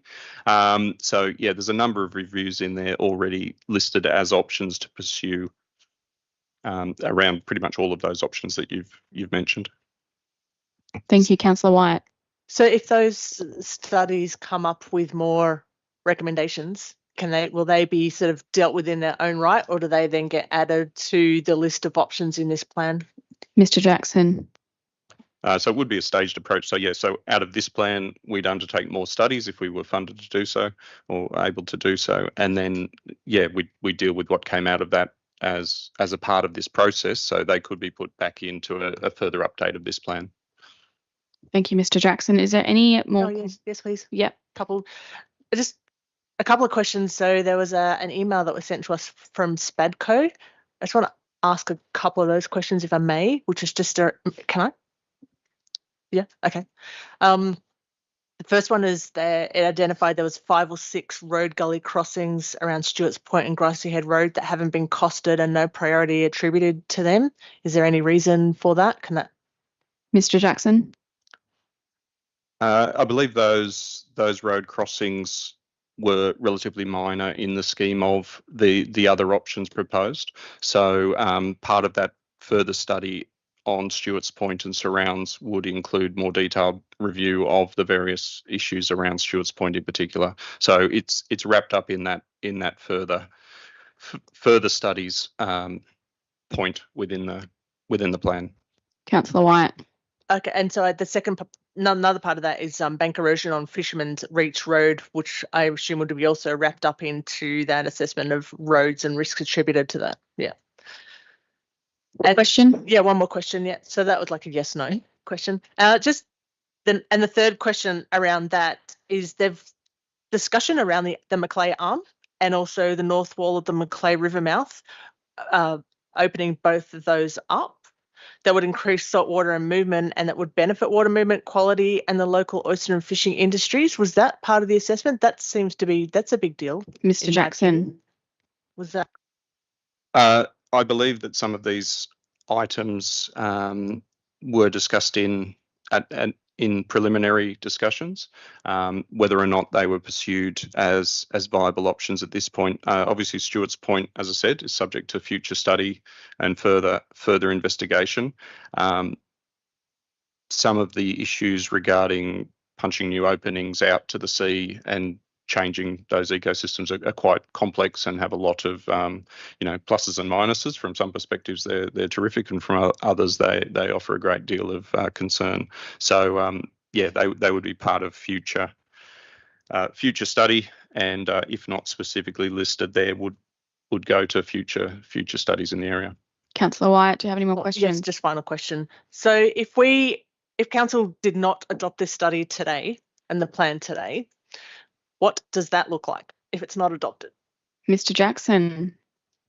I guess it would depend why you're not adopting the study. If you're rejecting it entirely, we would be unable to apply for funding under the Floodplain Management Manual. And essentially, depending on the specifics of why you're rejecting it, we would have to start start the process again. So this has taken a significant amount of time. Obviously, this community group was formed and provided some terrific input. They were very engaged. If we were to reject that, we'd have to start again. This, quite a lot of money and a lot of time and community input would need to be redone. Thank you, Mr. Jackson. Is there any speakers against this motion? Councillor Pakes. I speak not totally against. I absolutely understand flooding in the area. I've been through every flood since 2001 on the Glenrock floodplain, and I understand its impact on people. However, to me, the most important thing is getting the water off the floodplain into the ocean. And do I think this document addresses that specifically, accurately, and in the best possible way? I'm not sure. The reason why, because it doesn't actually do a lot to the flood structures which allow that water to go out. And if you're talking about increasing sea level by 1 metre by 2100, then those flood structures which allow the water to escape from the floodplain in those times need to be raised. The top level of those need to be raised to at least maintain the current flow as they do now. So does this document accurately assess that? Not the way I read it. I'm also concerned about the people in Smithtown, Gladstone, Hat Head, all the lower Macleay areas. I think we need to inform them better. And I actually think that this fact sheet should be sent to I think it's 777 people on the lower Macleay floodplain that this affects. I think they should be given the information straight up. I didn't even know that those heights had changed, and I've lived down there for many years. So yeah, I think that's an obligation of us if we want to bring the community with us, and we want to do things like build a levy in Smithtown as per this recommendations on this. I think that's if we want to bring the community with us, we need to inform them to start with and show them the benefits of what they are, and that's the purpose of me, one, delaying the previous motion, and then two, making that fact sheet something produced that can go to the community. Now, it is a complex document. It is 467 pages of information, and it does affect a large quantity of people in the Shire. But I do agree with being planned and organised. I think that's the purpose of the document in essence, to be planned for a flooding event. But I am cautious that some of the recommendations within the document, like a second bridge at Kempsey, for example, let's throw that into an actual situation. We put a second bridge right next to the railway bridge, and we create another obstruction. We have to build ramps up to the 1 in 100-year height to access the bridge. What does that do to flooding in that area? What impact does that have of the surrounding areas? I know this is the beginning document of that. This is a way to get money towards that, but I do question whether that should even be pertained in this document. Yes, emergency services get access to another side of town, but there are things in place already for that. So the plans have been modified to work around that. So I'm reluctant to support it. I see some benefits to it. I actually think the Belmore and Kinchela options for mitigation measures are fantastic. I don't think they're rated highly enough in regards to how they've been put in for cost benefit, because I think the benefit in smaller flood events would actually outweigh that maximum flood event. So getting that water off quicker within 6 to 8 days off those areas is a massive financial impact to any farmer in that area. And let's be real, that's the purpose of what flood mitigation was installed for in the first place. So I actually spoke with farmers in those areas. Their fathers actually were part of that construction of the flood mitigation measures, and that's what was explained. The reason mitigation was first implemented was to reduce the impact on agriculture areas of river flooding, and that's the point. That was the point of the mitigation measures to start with. And yes, we're talking about above that, but 80% of the time, it's going to actually be below that. So the mitigation measures that we are working on should be in that focus. Yes, sea level rise is going to happen. However, 80% of the time, we're going to have smaller floods, and they're the ones we should be working on. And that's where Kinchela and Belmore River ability for the water to be taken off the floodplain needs to be addressed. And like that infrastructure it needs work. So that's where I'm at. Do we have any speakers for the motion?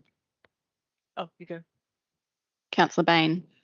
Murrumby, Madam Mayor, I would like to acknowledge that I believe that there were flaws in the planning, and that like Councillor Pakes, I'm sort of wavering a little bit, but I'm speaking for it and as an opportunity to speak, that we need to adopt the plan under the flood development manual, but the purpose is that it's a fit for purpose framework for funding, planning and effective risk mitigation.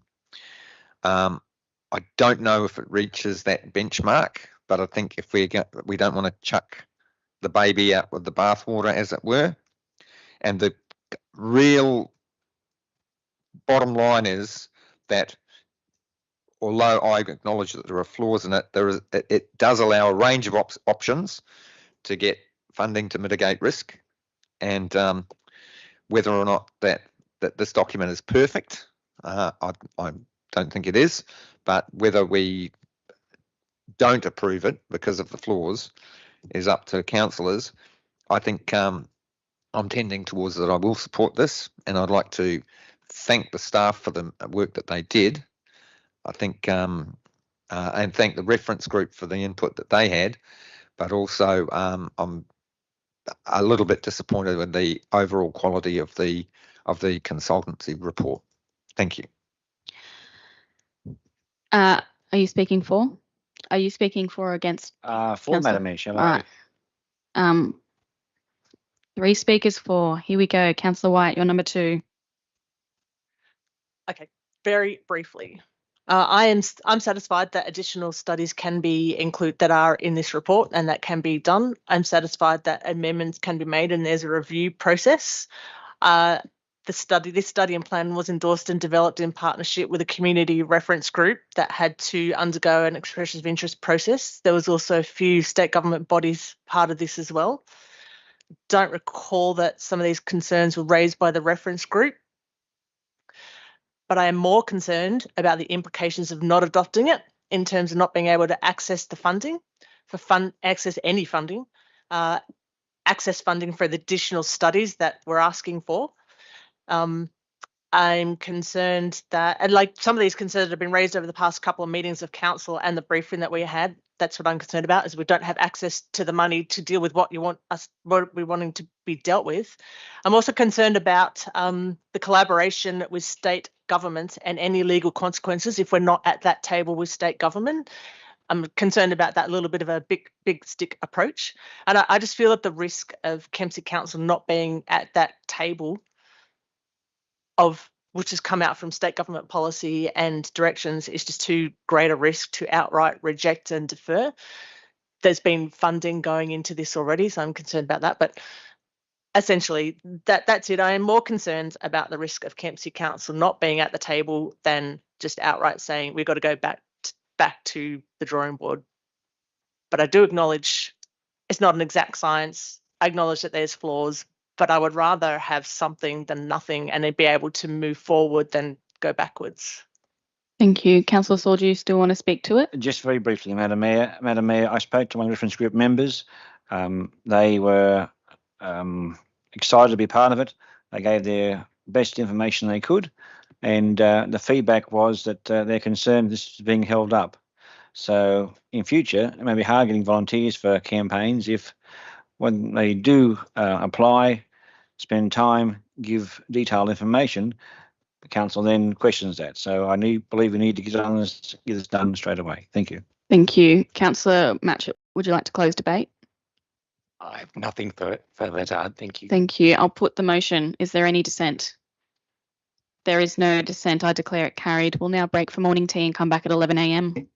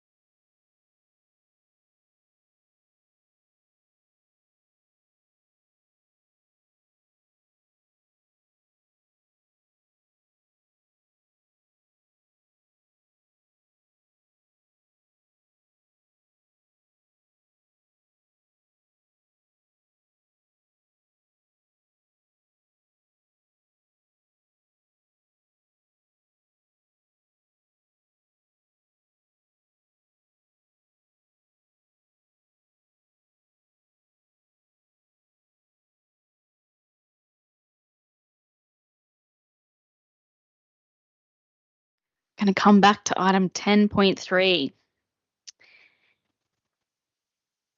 We'll just have a moment. Item 10.3, Kempsey Development Control Plan 2013, Chapter E4, Yarrahapinni Land. Councillor Matchett, do we have a seconder? Councillor Bain. Councillor Matchett, would you like to speak to the motion? Yes, I think I'd just like to acknowledge in the last meeting we put forward a number of what we felt were important environmental protections. Based on the advice from council staff, I'm confident that those protections already exist within existing legislation. So I encourage council to accept this motion. Thank you, Councillor Matchett. Do we have any questions? Councillor Wyatt. Yes, please. Yes, please. So the motion that was put up, I mean, in my opinion, this doesn't reflect the notice of motion that I put up. I mean, not the notice of motion, sorry, the amendments that were put up, which were resolved at the last meeting. So and I note that the report says would duplicate existing legislation and guidelines as noted in the body of this report and are not supported. My question is like when we as councillors resolve things, this looks like the council overturning something that we decided in the last meeting. That's what it looks like to me. Mr. General Manager. Through you, Madam Mayor, I think the resolution was to actually go and refer it to staff and to look at that, which is what the staff have done, and they've come back with this recommendation because of the fact that it duplicates, existing legislation, and then you run the risk of having, but them being out of sequence. So. It's not that the resolution from the last council meeting wasn't complied with. It was just dealt with in the way that, and that's what's been brought back to you in this format. Thank you. Councillor Wyatt. Yep. So the one that concerns me is the threatened species, and the referral there is to refer it rather. The legislation refers it to DECU. The DECU being the Department of Climate Change, Environment, Energy and Water, which is the regulatory authority for the Biodiversity Conservation Act. So my question is, do councils not have a role in regulating planning decisions it makes where threatened species occurs? Because it does regulate other planning decisions and consents that it does make around soil, water, noise, air pollution. Why does that not apply to threatened species as well? Mr. Jackson. I don't believe that the comments state that council doesn't have a role in regulating those things. They are covered by existing legislation. Council regulates against legislation, so it's not recommended that we actually duplicate that legislation into our DCP. So where we have the role to regulate and enforce compliance, we still have that role. It's just it doesn't need to be stated in this one chapter of the DCP that we have that role, because we have that role regardless. Thank you, Mr. Jackson. Do we have another question, Councillor Wyatt? I mean, the reason stated why those particular ones weren't added is because it creates confusion around the legislation if it's updated. But as been said many times, a DCP is a guideline and it's not a statute. So if legislation is updated, They belong. Thank you. So I'm going to speak against that in a sec. I was confused. Like, okay, I understand, but I just don't see why there's so much resistance to even acknowledge. It's just two words: threatened plant species. I just don't see the resistance to acknowledge why that won't be added in there. Why? Why can't you not just add threatened species in there? Mr. Jackson. Through you, Madam Mayor. As stated, it's in every other it's in the relevant legislation. So we put the references are in the appropriate legislation, and as long as we're bound by that legislation, the duplication is not required or recommended. Mr. Thorogood. Yeah, through you, Madam Mayor. And I think it's highlighted in the report. One of the risks that we have is if we start duplicating other items of legislation within documents like our development control plan. If that other legislation then changes, not only does our development control plan need to be revised in order to incorporate those changes, but there is a possibility that it may be invalid in the interim between when that legislation changes and when we can update our development control plan. So for that reason, and whether it's a development control plan or whether it's a council policy or something else, it's rarely wise to duplicate one regulatory instrument in another. Otherwise, you can get a mismatch between the two. Thank you, Mr. Thorogood. Mr. Councillor Bain, question? Thank you. Yeah, look, my understanding was that the items around the protection of waterways weren't necessary because in this situation, there's no development on the eastern side of the creek. Yeah, so the creek, there's no need for managing creek crossings. However, I did understand that we would use some of those things that were the amendments that were brought to the last meeting to strengthen the DCP for protection of waterways across the whole Shire, but that's nowhere in this proposal. I was under the impression that it was going to be not applied to this development, but it would apply to future developments across the Shire. And I'm guessing that I'm incorrect. Could you confirm that I'm incorrect? Mr. Jackson. Yeah, through you, Madam Mayor.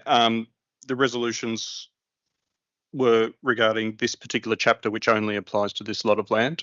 And I guess the points being made that all of these amendments are actually covered through other legislation would still apply to strengthening the overall DCP. We again wouldn't recommend duplicating all of those things into the full DCP overall as a governing document on the basis that they are just replicating already existing legislation. So Councillor Bain. You're saying that the current legislation has enough enforceable power, protect those fish habitats, marine environments, threatened vegetation species, that our current DCP has sufficient strength to do those environmental protections. Is that what you're saying? Mr. Jackson. Yeah, thanks, Madam Mayor. The current DCP refers to the existing legislation. So to the legislation is the strength of the legislation. So putting reinforcements that legislation is applicable into our DCP would make no difference to the strength of that legislation. So the protection of the environment is legislated, and if there are flaws in that, which no doubt there are, that is a matter for the state government, and won't be solved through either a specific chapter of this DCP or through just restating that legislation in our DCP. It would need new. Thank you, Mr. Jackson. Are there any more questions on this motion? Is there any speakers against? Councillor Wyatt. Yep. Okay, so yes, I am speaking against. This is not, so the motion was to include the amendments, not to consider them. That was my intent of placing the amendment that was resolved in the November meeting. And my understanding is that we resolved to have the desired outcomes, consider threatened species and that development control mechanisms, identify actions accordingly, instead to Biodiversity Conservation and Science Group of DQ as the regulator of the Biodiversity Conservation Act. I was confused by that, and you've now explained that to me. That provided a report and was consideration back to council. That's a big lesson learnt, which I will take on board. I'm also a little bit confused. The sole purpose of the DCP is to satisfy, in the report actually, it says the sole purpose of the DCP is to satisfy the needs of Department of Planning and DPI, Primary Industries and DQ as a regulatory body for fisheries and terrestrial biodiversity. I mean, I thought it was about good planning, not to satisfy those agencies' needs. The New South Wales Nature Plan, July 2024, has a new term for sustainable developments called nature positive, which means repair, regenerate, restore the environmental value by acknowledging that we are past sustainability due to extinction and biodiversity loss record. The new definition replaces the traditional sustainability approach that sought only to minimise negative impacts by slowing or stabilising the rate of biodiversity lost. So the sustainability ship has sailed. The plan, New South Wales plan, sets out 3 election commitments to reform the biodiversity offset scheme, to stop excessive land clearing and strengthen environmental protection. Does that through a number of pillars. one being sustainable nature positive development, and the other as being no new extinctions of threatened species and ecosystems.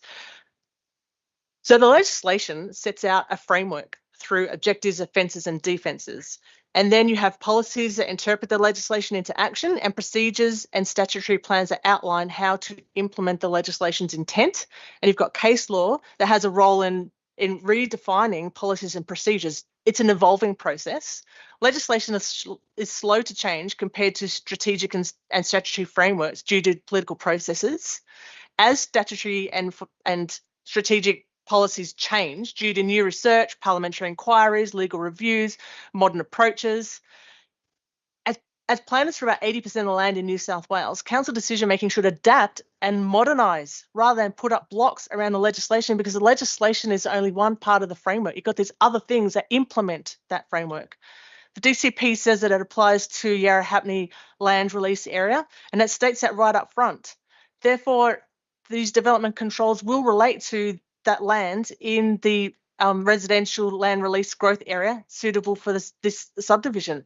For me, this is now lost opportunity to deliver innovative contemporary approach to land use planning to meet contemporary approaches for a nature positive development rather than sustainability that is sympathetic to the environment and is not unsympathetic with the planning instruments that allow stuff like the complete, in my opinion, complete annihilation of large tracts of southwest rocks, because the legislation allows this.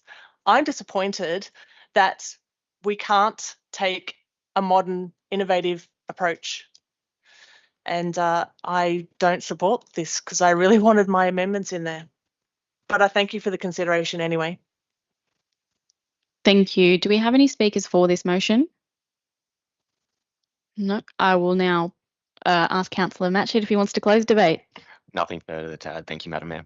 Thank you, Councillor Matchett. I will now put the motion. Is there any dissent? There is one. I declare it carried. We'll now move on to item 10.4,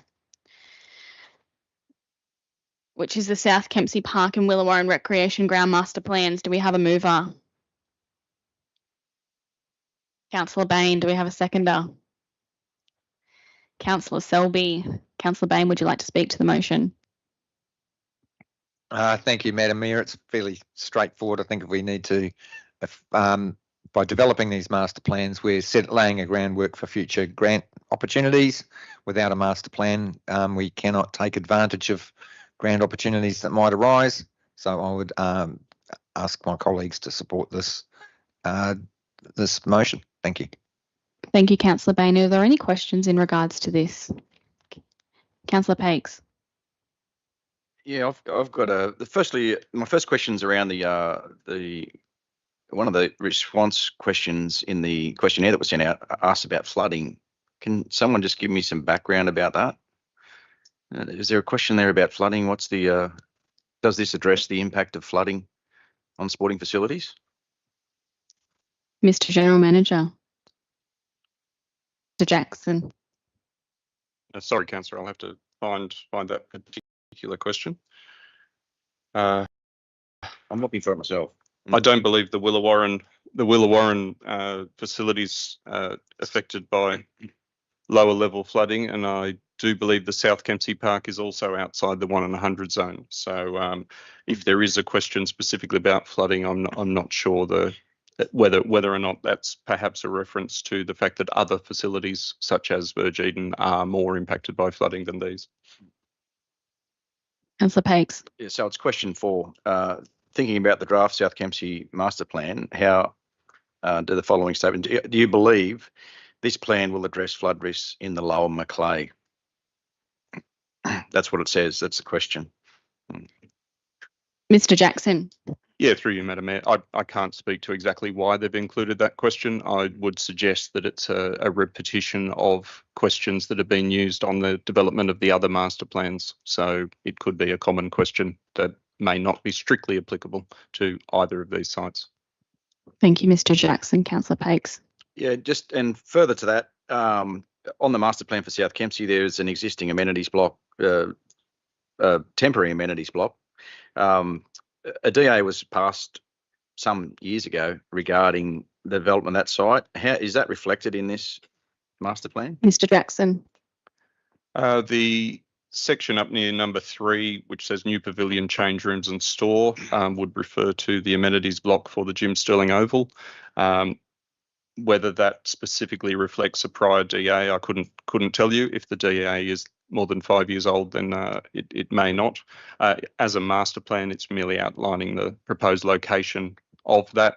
So, you know, that red box is very, very much indicative and just indicates that a future pavilion could go in a location roughly as shown. Thank you, Mr. Jackson. Do we have any other questions? Councillor Pakes. Yeah, just on number 5, through you, Madam Mayor, number 5 in the master plan document. Can you just outline, it's a vague statement, subject to the preliminary proposal for future cultural or can you just provide any light on that comment? Mr. Jackson. Yep, through you, Madam Mayor. Area 5, yes, has been highlighted and I believe is subject to other potential uses for a cultural facility, potentially blending culture and sport, depending on the needs of the organisations involved and any final agreement. So at this point, it's earmarked for a potential use, and that use is yet to be finalised and agreed. Thank you, Mr. Jackson. Councillor Pakes. So just on that, the funding proposals or where the funding comes from, I note that the rate variation was included in one of the funding proposals for how the site's funded. Specifically to number 5. Can you clarify the rate variation? So it's on the, if you look, it's further through the attached documents and it goes to not on the submissions, it's how the project's funded. It's stated in the document. There's 3 or 4 funding pools, and I'm pretty sure the rate variation was one of them. Unless I'm crossing over a document here, I could be wrong. Happy to be corrected. Mr. General Manager. If you can find the actual reference, Councillor Pakes, that'll make it easier to answer any questions. So disregard that. More to the point, that number 5, is there any other specific funding pools for that to be funded out of, whether it be Crown Lands, whether it be other, I'm not sure the people you're negotiating with. Mr. Jackson. At this point, there's no funding stream finalised or formally identified. There are various options, various grants available through both state, federal, through sporting. What the final form of the development is, it's very much in a preliminary zone, and there's no final, not even a draft look like or contain, and obviously what it does contain will definitely impact which forms of funding can be accessed through that. If it is on Crown Lands, obviously the Crown Land Fund could provide some input to it, but that would be subject to council determination. Councillor Pakes. Yeah, so just reference 4.4.1 internal and local funding, and it refers specifically to special rate variation. Funding requirements for sporting asset improvements could be funded via special rate variation. Page number 18. Which attachment? Which attachment is that? 10.4.02 South Kempsey Master Plan Report 17-6-24. So that's an internal funding. I think the overall report mentions that there is no funding. So if you look at the impact on financial sustainability on page 37, the recommendations listed within the master plan are unfunded. So the consultants have provided some potential funding sources, but currently it's unfunded. It's not adopted by council. It's a mention of things that could occur as it's titled, 4.4, funding options. They're not adopted by council at this stage. So obviously through the council's revenue and review task force, through the operational plan, delivery program, etc. process, you'll be given the opportunity to determine whether this is a priority of council and allocate funding accordingly. Thank you, Mr. Jackson. Councillor Pakes. So the priority of the funding associated to this, how do councillors make decisions based on this? Does this happen before the funding is applied for or after the funding has been received? Mr. Jackson. In a similar way to the previous discussion regarding funding, council will be approached if it is in accordance with an adopted plan or strategy and is fully funded, we would likely make that application if didn't have time to come back to council. However, if it needs an allocation of matching funding or funding from council, you would come to council, and if there was time to do so, it would also come to council. Thank you. Mr General Manager. Through you, Madam Mayor. Further to that, Councillor Pakes, the weekly council information updates, if there's things like this where just because of timing, invariably a lot of the grant funding programs have a reasonably long time frame in terms of when the grant funding's announced, from when they open and until they're actually a submission's due in terms of cut-off date. Despite best endeavours, most people will end up submitting those towards the very end of that period in terms of for submissions. And in the past, and what will continue to happen is that to the extent there are any material grant funding opportunities for things like this, we would generally provide councils with an update around that if an application was coming out and we were considering in terms of what grant funds that we would be applying for. Again, in the context of what I mentioned before, to the extent that the timing around the quarterly budget review and those things lined up, then we would be reporting that formally to council. If it's just that we are intending to make a submission, then that would invariably be something that we would include in one of those councillor updates. If there are concerns then from councillors, then there's an opportunity for briefings or notices of motion and those sorts of things if that raises particular concerns. What we are operating within is some fairly dynamic environment where a grant will be announced at fairly short notice and we don't even know it's coming. And that's why having adopted master plans will enable us to respond to that. Again, if it's something that requires a significant amount or any council investment, then that will come to council before we would commit to that. Thank you. Councillor Pakes. Yeah, thanks for clarification on that. I probably just want to be. So, is there a policy regarding the way councils are informed about that, or is that what we're talking about?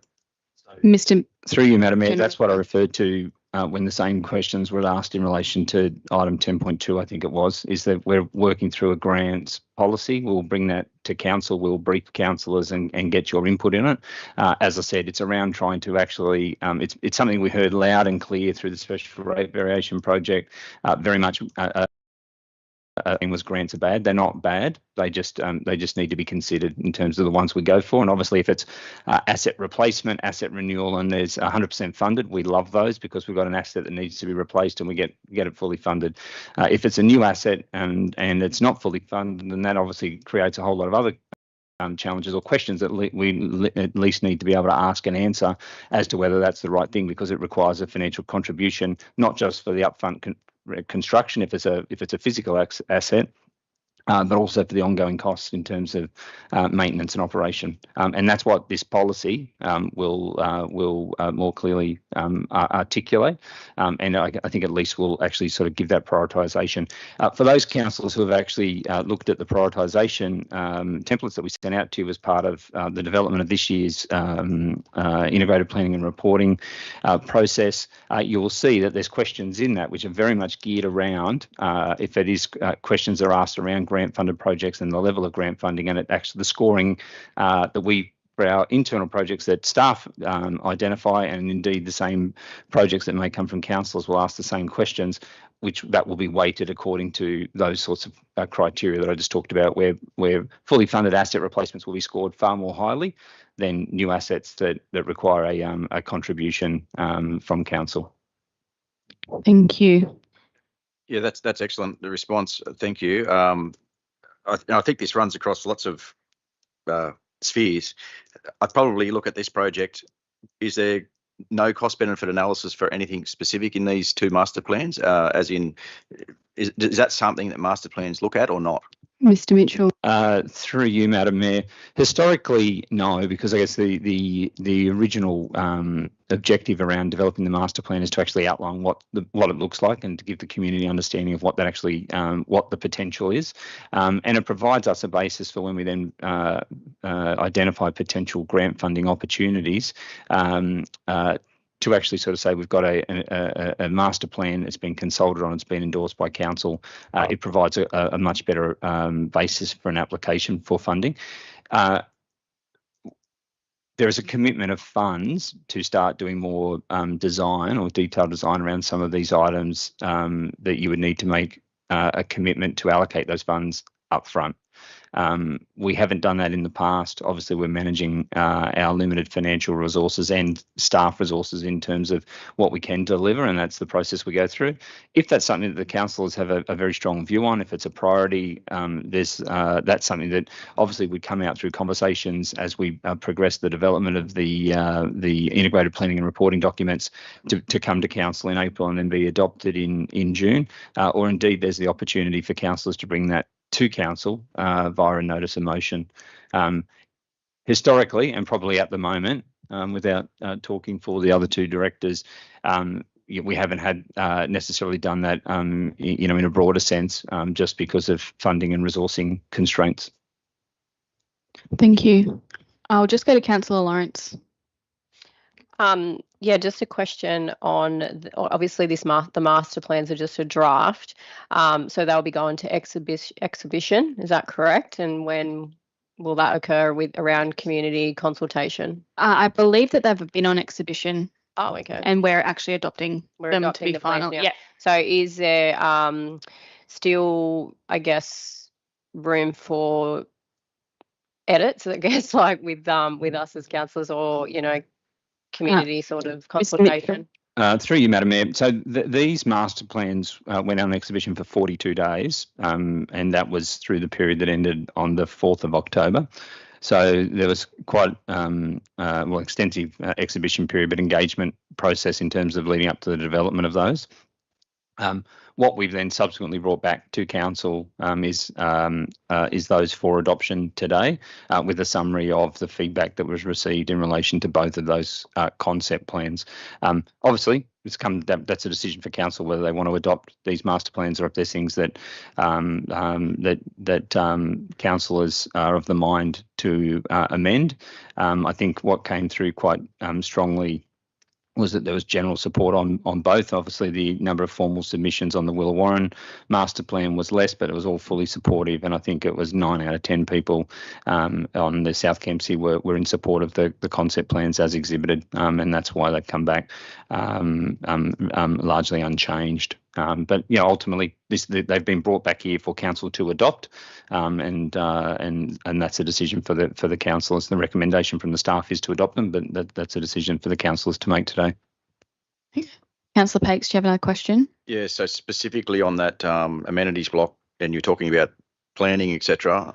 So with a document like this and previously approved plans, is there an opening there that this document might be used to implement those previously approved plans and take away the burden of planning and design that's already been done?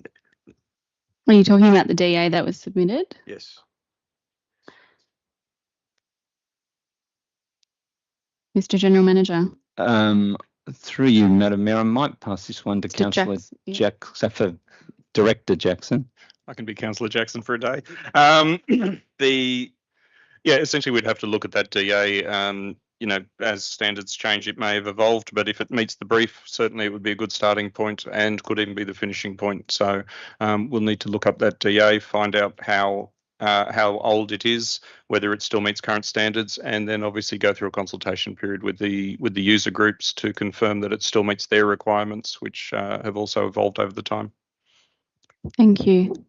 Councillor Pakes. So specific to that, how much is that a very low cost option for council? Like, from this plan, is that a low cost option for council, or do you see that as a benefit or not? Mr. Jackson. Through you, Madam Mayor. Obviously, if the document is, if the DA is suitable and initial review proves that it's still a valid design, then absolutely it's a low cost option. If it proves not, then obviously not. So, will depend on the users, whether their requirements have changed. The various peak sporting bodies put out their guidelines as to, change room requirements, sizes, support spaces, etc. If that's all still valid, it's valid. If it's a reasonable design and can be supported or modified, obviously there's cost savings involved in that. If council is of a mind to fund this work, we can undertake this work, do these reviews. We can put together some initial analysis and let you know what might be involved. if you'd like to put that forward as for prioritisation in the next upcoming budgets. Councillor Pakes. And that information council has now, is that correct? Council would have all that information without any Mr. contact to Jackson. a third party?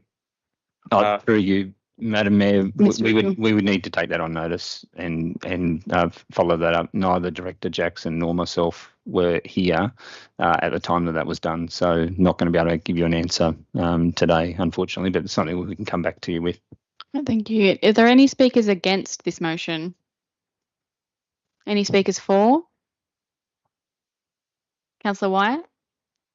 I sort of have a procedural question, I think, just helping my colleague here understand process. We're a bit confused. If we want to make amendments, if she wants to make amendments, procedural question, wants to make amendments to one of those plans, can we have a few minutes to have a look or defer, or what should we do? She could bring a notice of motion with an amendment. Next meeting. At the next meeting, and that could be amended in the plan, but we can adopt this and then you can make that amendment, and that means we still have the plans. And then there was the Kemp Street Macleay Valley Rangers made a presentation and amendments were made, so that's definitely possible if you can get the support of councillors. Thanks. Right, awesome. Are you happy with that? Do we have any speakers for? Councillor Pakes? Yeah, I'd like to speak for the benefits of having a plan in place like this. I think we've spoken about this on other master plan community consultation for Verd Street, and hearing stories from Kemp Street that the community consultation, if it's good, we actually get a really good outcome.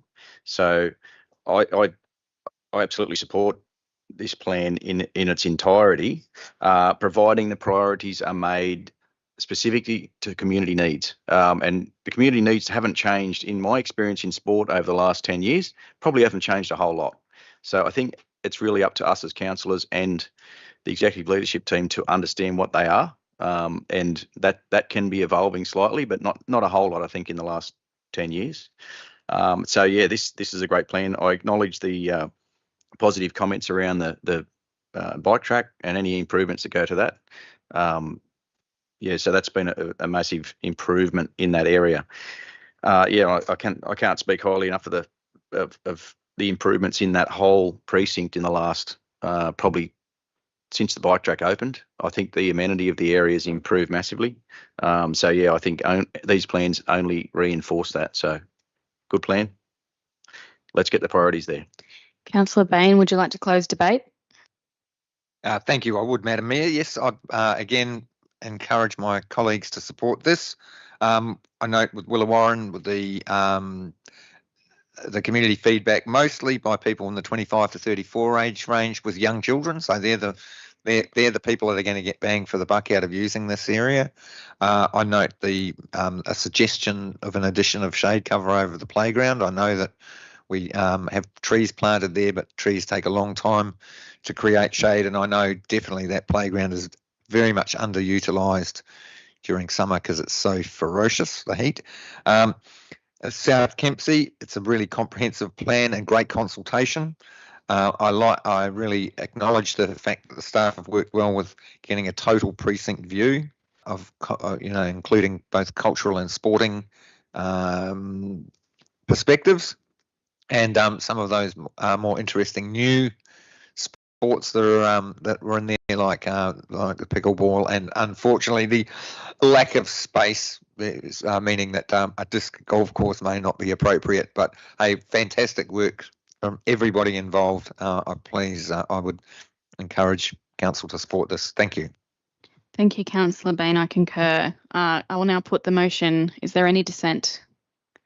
There is no dissent. I declare it carried. We'll now move to item 11.1, which is a notice of motion submitted by Councillor Coburn in relation to the Horseshoe Bay Holiday Park units. Councillor Coburn, would you like to move your motion? Yes. Do we have a seconder? Councillor Selby. Councillor Coburn, would you speak to your motion? Yes, I will. Thank you, Madam Mayor. The important aspect around this particular development application for me is actually embedded in the plans that were agreed to by the council of the day. So this actually goes back to the Horseshoe Bay Holiday Park concept plan of 2021. Now, as part of that consultation, as part of that development of that plan, I think it was a very good idea for council to come forward and create master plans for all the holiday parks. But I did take the time to actually watch that meeting. There was a very, very intense 2.5 debate around the holiday park master plans, is specifically around Crescent Head and Horseshoe Bay, due to the amount of development that they were planning to put into those ones. Now, in line with that, a community survey was done by Locale Consulting, and they had 418 responses, which was quite a large group of people. And there was a number of responses that were viewed. Of these, the most frequent comments related to demolishing and upgrading the two-storey amenities block, with a number of comments also being made with respect to the general site improvements, such as camp kitchens and laundry facilities. A common concern raised was regarding the cabin-centric nature of the survey, with a desire to retain as many caravan sites as practically possible and not to increase the number of cabins. Again, the overarching comments from the community survey also generally indicated a strong desire to retain the existing character and minimise the changes to the holiday park. Now, this has come from the community. Now, this has been presented to the council at the time in 2021 to discuss. As I said, it was a very long discussion. There were a lot of amendments that were put forward and removed at the time. There was a lot of concern around what type of development that was going to be done. Now, the only thing that was ever mentioned in regards to development were cabins. Now, cabins are manufactured off-site, so they are movable, and then they are installed on-site on temporary footings. So the current council at the time agreed to the master plan based on that fact. Now, as part of that meeting, the general manager at the time, Mr. Craig Milburn, was directly asked a question by one of the councillors, asking that if any development applications would be needed as part of the installation of any of these cabins. He said no, there would never be the need for a development application for the installation of the cabins. Now, cabins is the key word for me in regards to the approval of this particular plan. When we look again moving forward, most of the comments and feedback from the councillors and for the community had a lot of genuine concern about overdevelopment of the caravan parks, particularly in regard to Horseshoe Bay, that it needed to retain its seaside feel. It needed to maximise the views, particularly from the street, looking out particularly through to the ocean. Now, this development application proposes something completely outside of how this master plan has evolved. Number one, it is of a much larger scale. It does not sit on the existing footprint. I think the original footprint was something like 95 square metres. The overall new footprint is something like 140 square metres. So it is predominantly going to be much larger. It's also going to be sitting on top of an amenities block, which is something that is just not done. It's not a good design because you have potential for a lot of customer complaint.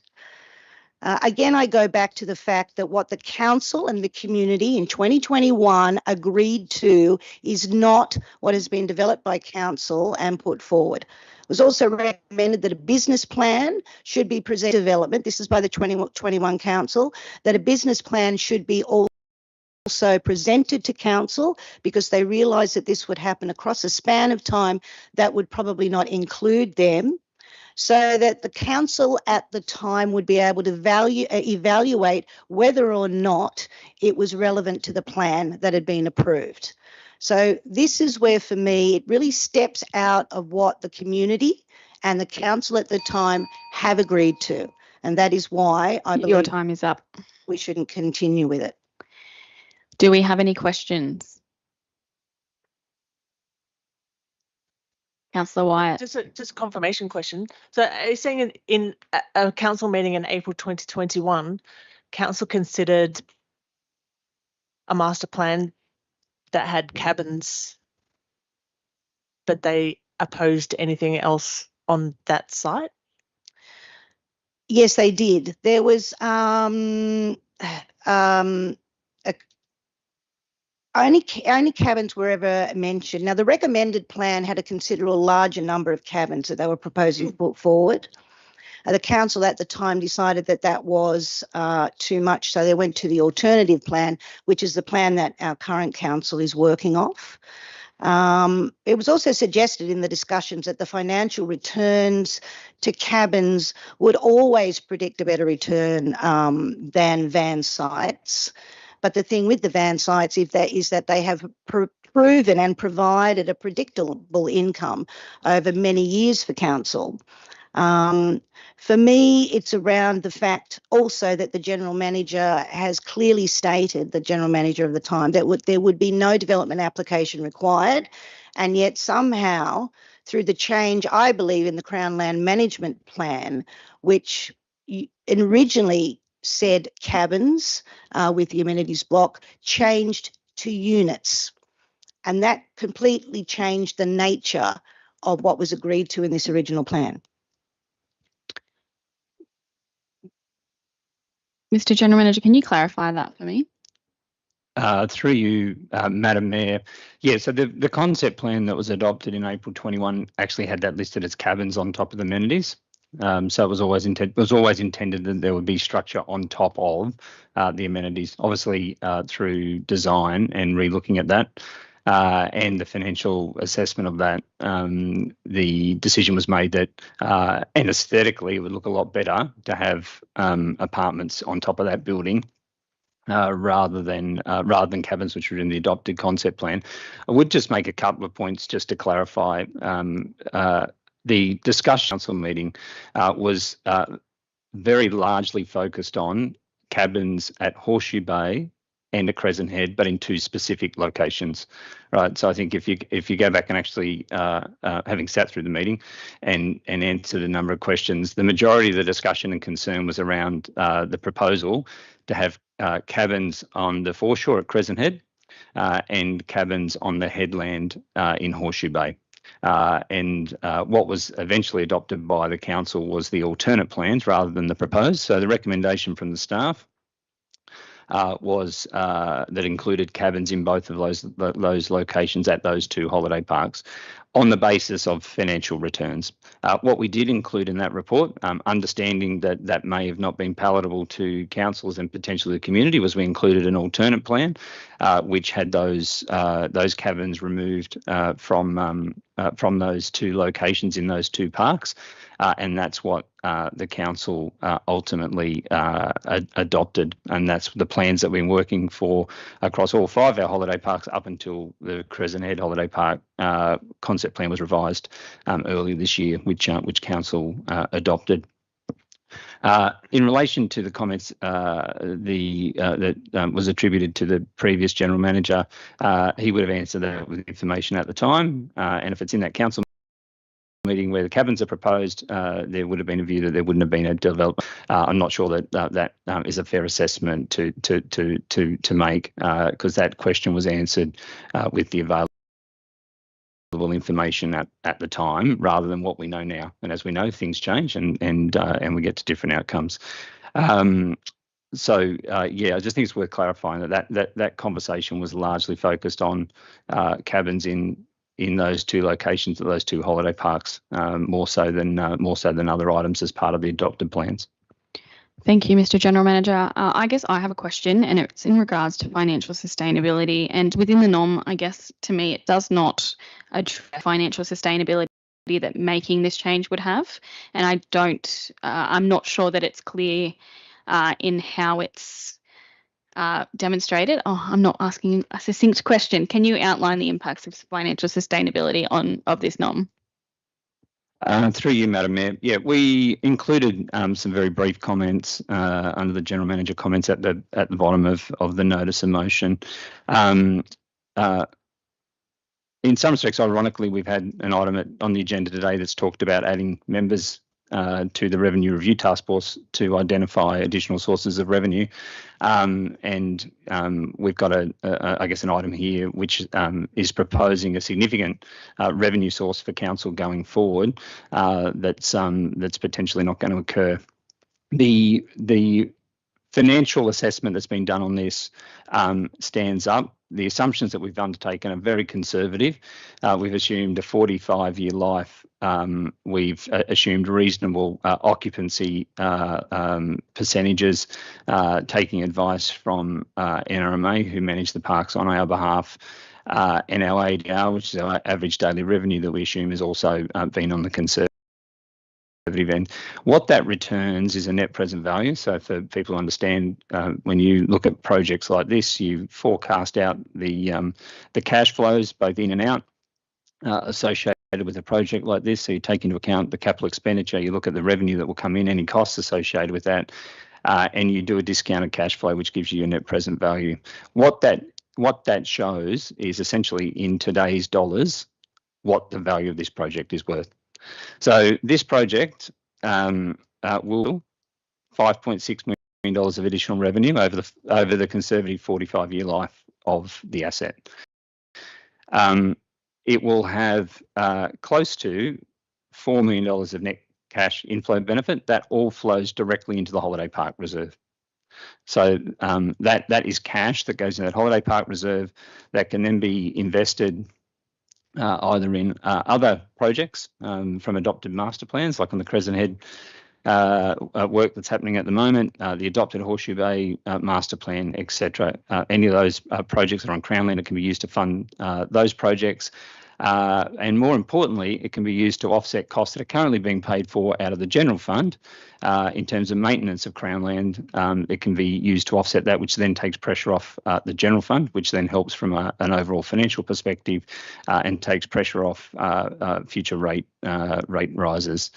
And what it does return is, in terms of net present value, over $1 million of positive net present value.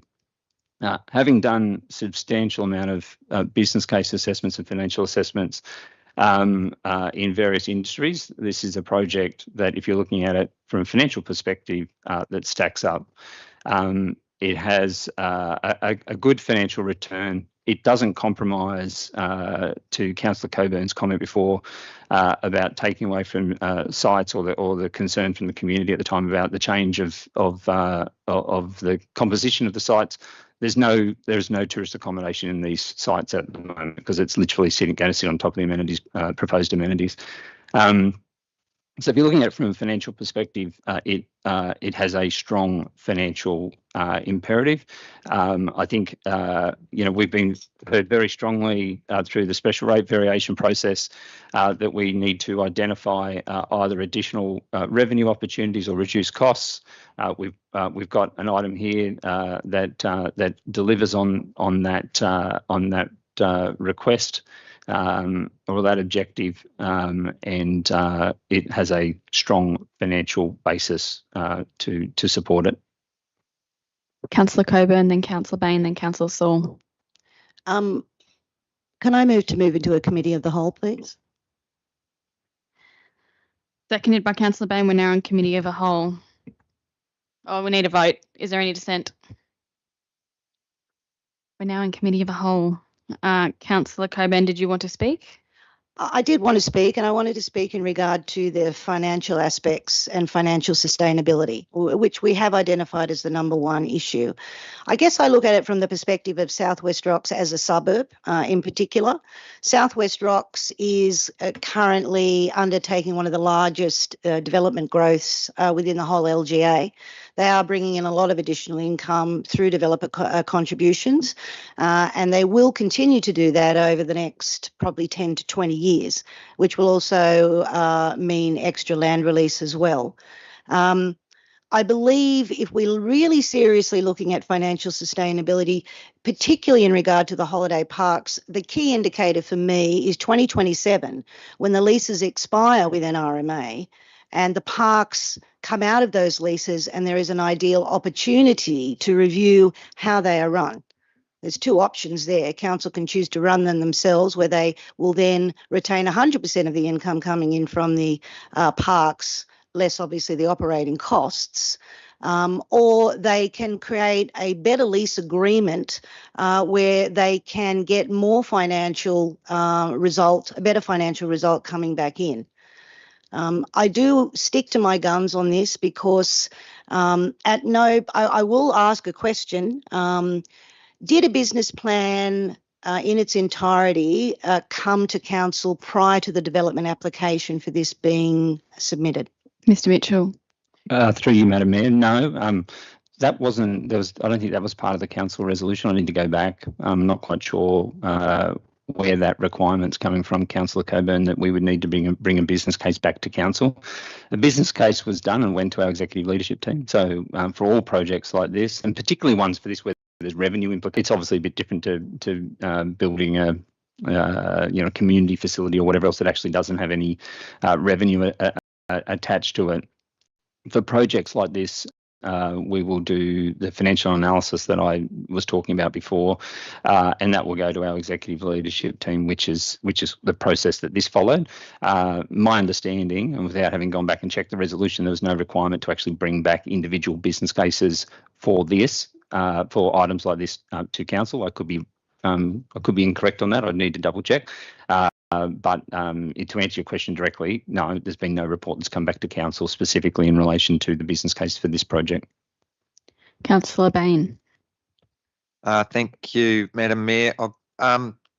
Just somewhere in my memory there was, and it may have been in Councillor Coburn's original notice of motion, which has been through a number of iterations, there was a proposal about exploring the option of relocating the sites of those the units or the apartments to Back Creek. So, again, a really a nice spot where there'd be a good view, but wouldn't have an impact on the streetscape. Are there any comments Mr. Mitchell. on that, please? Through you, Madam Mayor. Yeah, we did some preliminary financial analysis of that proposal, and that was provided back to Councillor Coburn, Councillor Bain. It would have an adverse financial impact because to do that, you would lose, conservatively, would lose about 5 existing tourist sites. So you would have a fairly significant loss of income from those sites. Increased cost in terms of constructing both an amenities block and apartments or cabins elsewhere. And so the analysis that was done indicated that wasn't a financially viable option, and hence through conversations that I had with Councillor Coburn, that wasn't progressed any further. Thank you. Councillor Saul. Madam Mayor, I'll wait till we come back to open council and speak against the motion then, please. Councillor Coburn.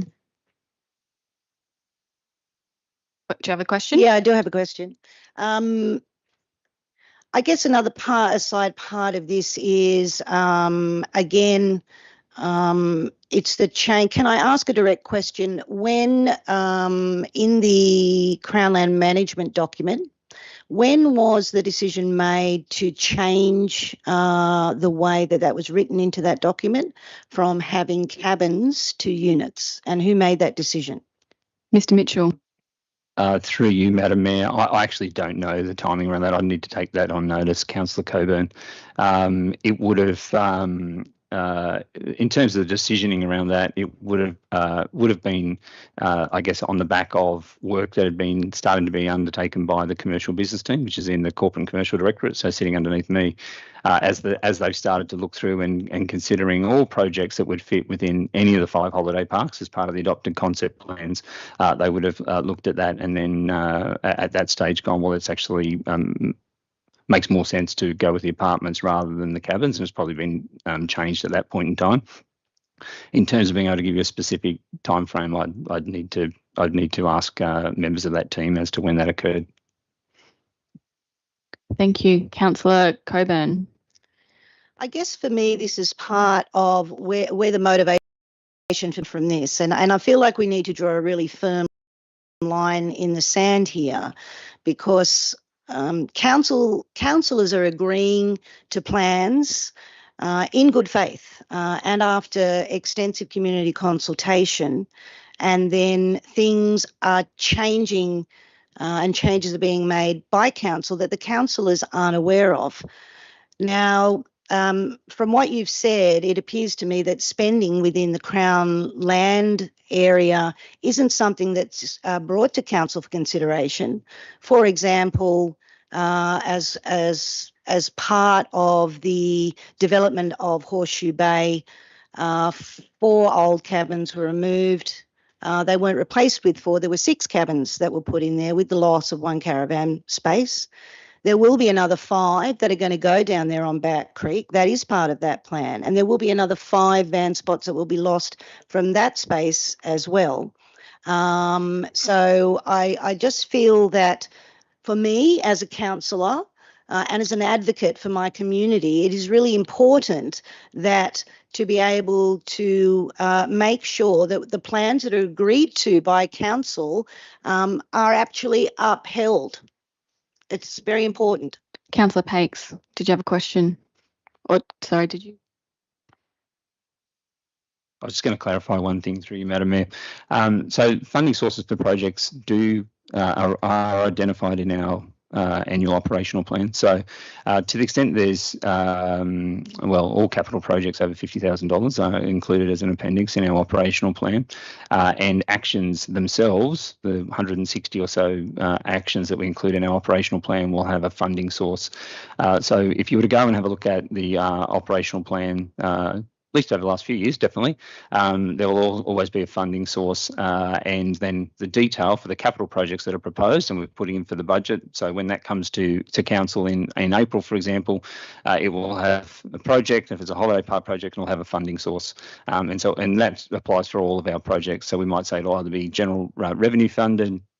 Might have grant funds, might be coming from the environmental reserve, or in this case, it'll have holiday parks reserve. So it'll be very clear in terms of the funding source for that. What I would say, just and understand that the adopted concept plan in 2021 did have this as cabins on top of the amenities.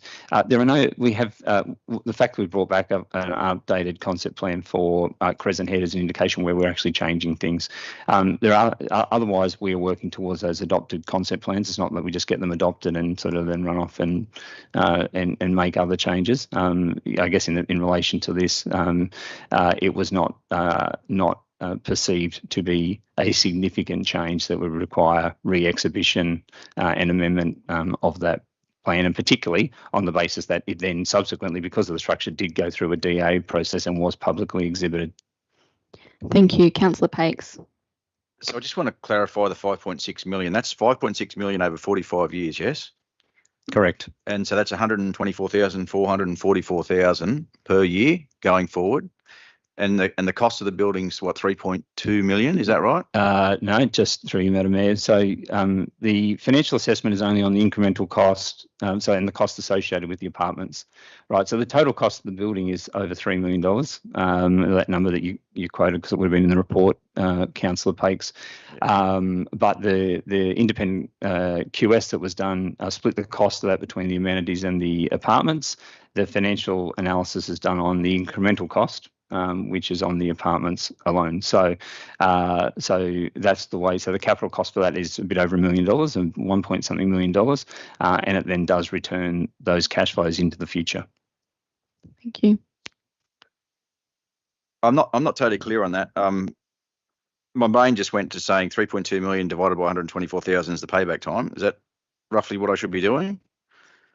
Well, the cash flows will be escalated because, as you'd expect, we will have like CPI and cost escalations going out. So So it's not just a straight line financial model. It obviously factors in.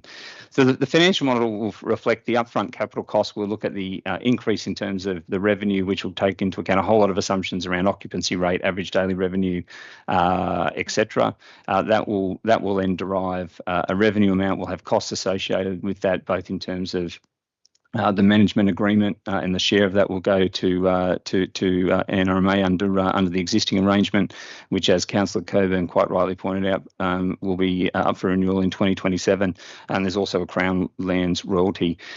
We have also factored in, again, in the interests of doing an appropriate business case assessment of this, refurbishment capital at both the 15 and 30-year mark, on the basis that with projects like that internally there will need to be some sort of refurb and whatever else, and we've forecast the cash flows out, we discounted them back, and so essentially those net numbers, that's $5.6 million of additional net revenue and about $4 million of actual cash over the life of the asset.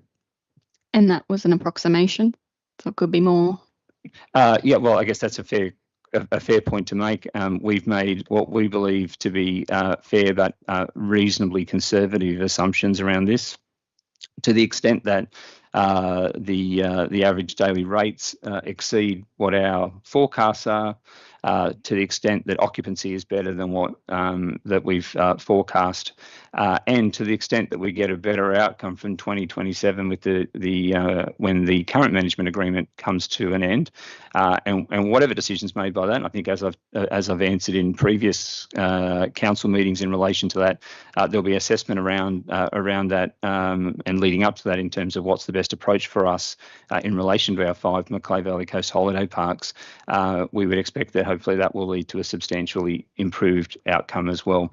The benefit of us progressing over the next few years, and as I've said on several occasions in council meetings, is around improving the quality of the parks, including the accommodation offerings, and having accommodation that's attractive to a wide variety of potential tourists. Is that if we do decide to go to tender again for a new management agreement, we'll have a substantially improved product than what we did have 10 years ago. And I would like to think that as a result of that, the outcome that we get from that process will be a positive for council. You may recall when we've talked about the holiday parks in the past, and I said when I started here 7 years ago, the state of the assets within the park, both in terms of communal infrastructure and accommodation, was poor, and the assets hadn't been managed to an acceptable level. It is a great asset for us in terms of future income, and so we've spent a significant amount of time. We've added in new stock, so obviously the new cabins at Crescent Head were added in. We've embarked on a program to get adopted concept plans to address some of the annual licenses that are in place, but more importantly, to embark on capital improvements as well, so that this can then become a really strong revenue producing asset into the future, not just for council, which helps us fund our operations and takes pressure then off the general fund, but it provides good tourism product for people to come to the region. And the reason for clarifying the comment after the public forum speaker last night is the impact on only on small scale, but it's just 3 additional properties that will have families coming for extended periods during the school holidays and hopefully outside of that, who will be spending money not just in the holiday park but across businesses in South West Rocks and further across the Shire. Thank you, Councillor Bain. This isn't a question; it's just a general discussion, and I'm thinking one of the key objections that I'm hearing from the community is around aesthetics, and one of the Mr. General Manager's comment was about that the units would provide, or the apartments units would provide a better aesthetic. That's the thing about aesthetics, is it's very subjective from what the perspective is. So, and I understand both of those perspectives, and I find it's a really difficult balance between, like we want to look at. I can understand Mr. General Manager's concern around. We're on one hand we're saying let's develop revenue streams, let's engage with community to build that so that we can decrease our reliance on increasing rates. no one is excited and happy about the idea of having to put in an SRV and improve the rate burden on ratepayers. I'm not sure. I'm still unsure where I stand, because I get what the community is saying, that they want to retain the character of the South West Rocks. I get that the character plan, the village character statement is maybe not aligned with the building of units. On the other hand, the CBD, if you like, of South West Rocks is already fairly highly developed, and it's not a sleepy village, and things have changed. Yeah, balancing the desires of the community the desires of the community, which are conflicted. We don't want this development, but we do want we don't want to pay extra rates. It's like, yeah, we want both. Just conflicted about that. Just trying to clarify my thinking by sharing it. Thank you. Councillor Saul. Madam Mayor, in interest of time, I was going to move to come out of committee of the whole back to open council. Do you have a seconder? Councillor Matchett, is there any dissent? 5, I declare it lost. Only 4. Yes. Who is Councillor Selby will go first, and then Councillor Wyatt. Thank you, Madam Mayor. This is also a bit of a statement. I spoke to the management out there yesterday, and I'm just wondering why they weren't consulted at all about this. Some of the management out there told me this yesterday.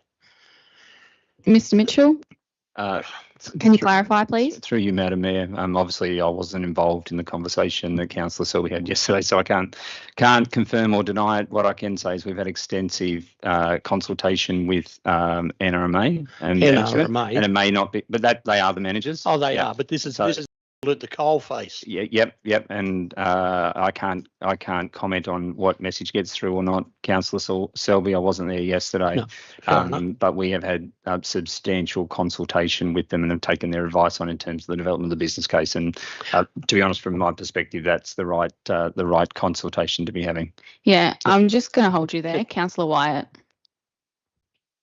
Just two questions. The first one is.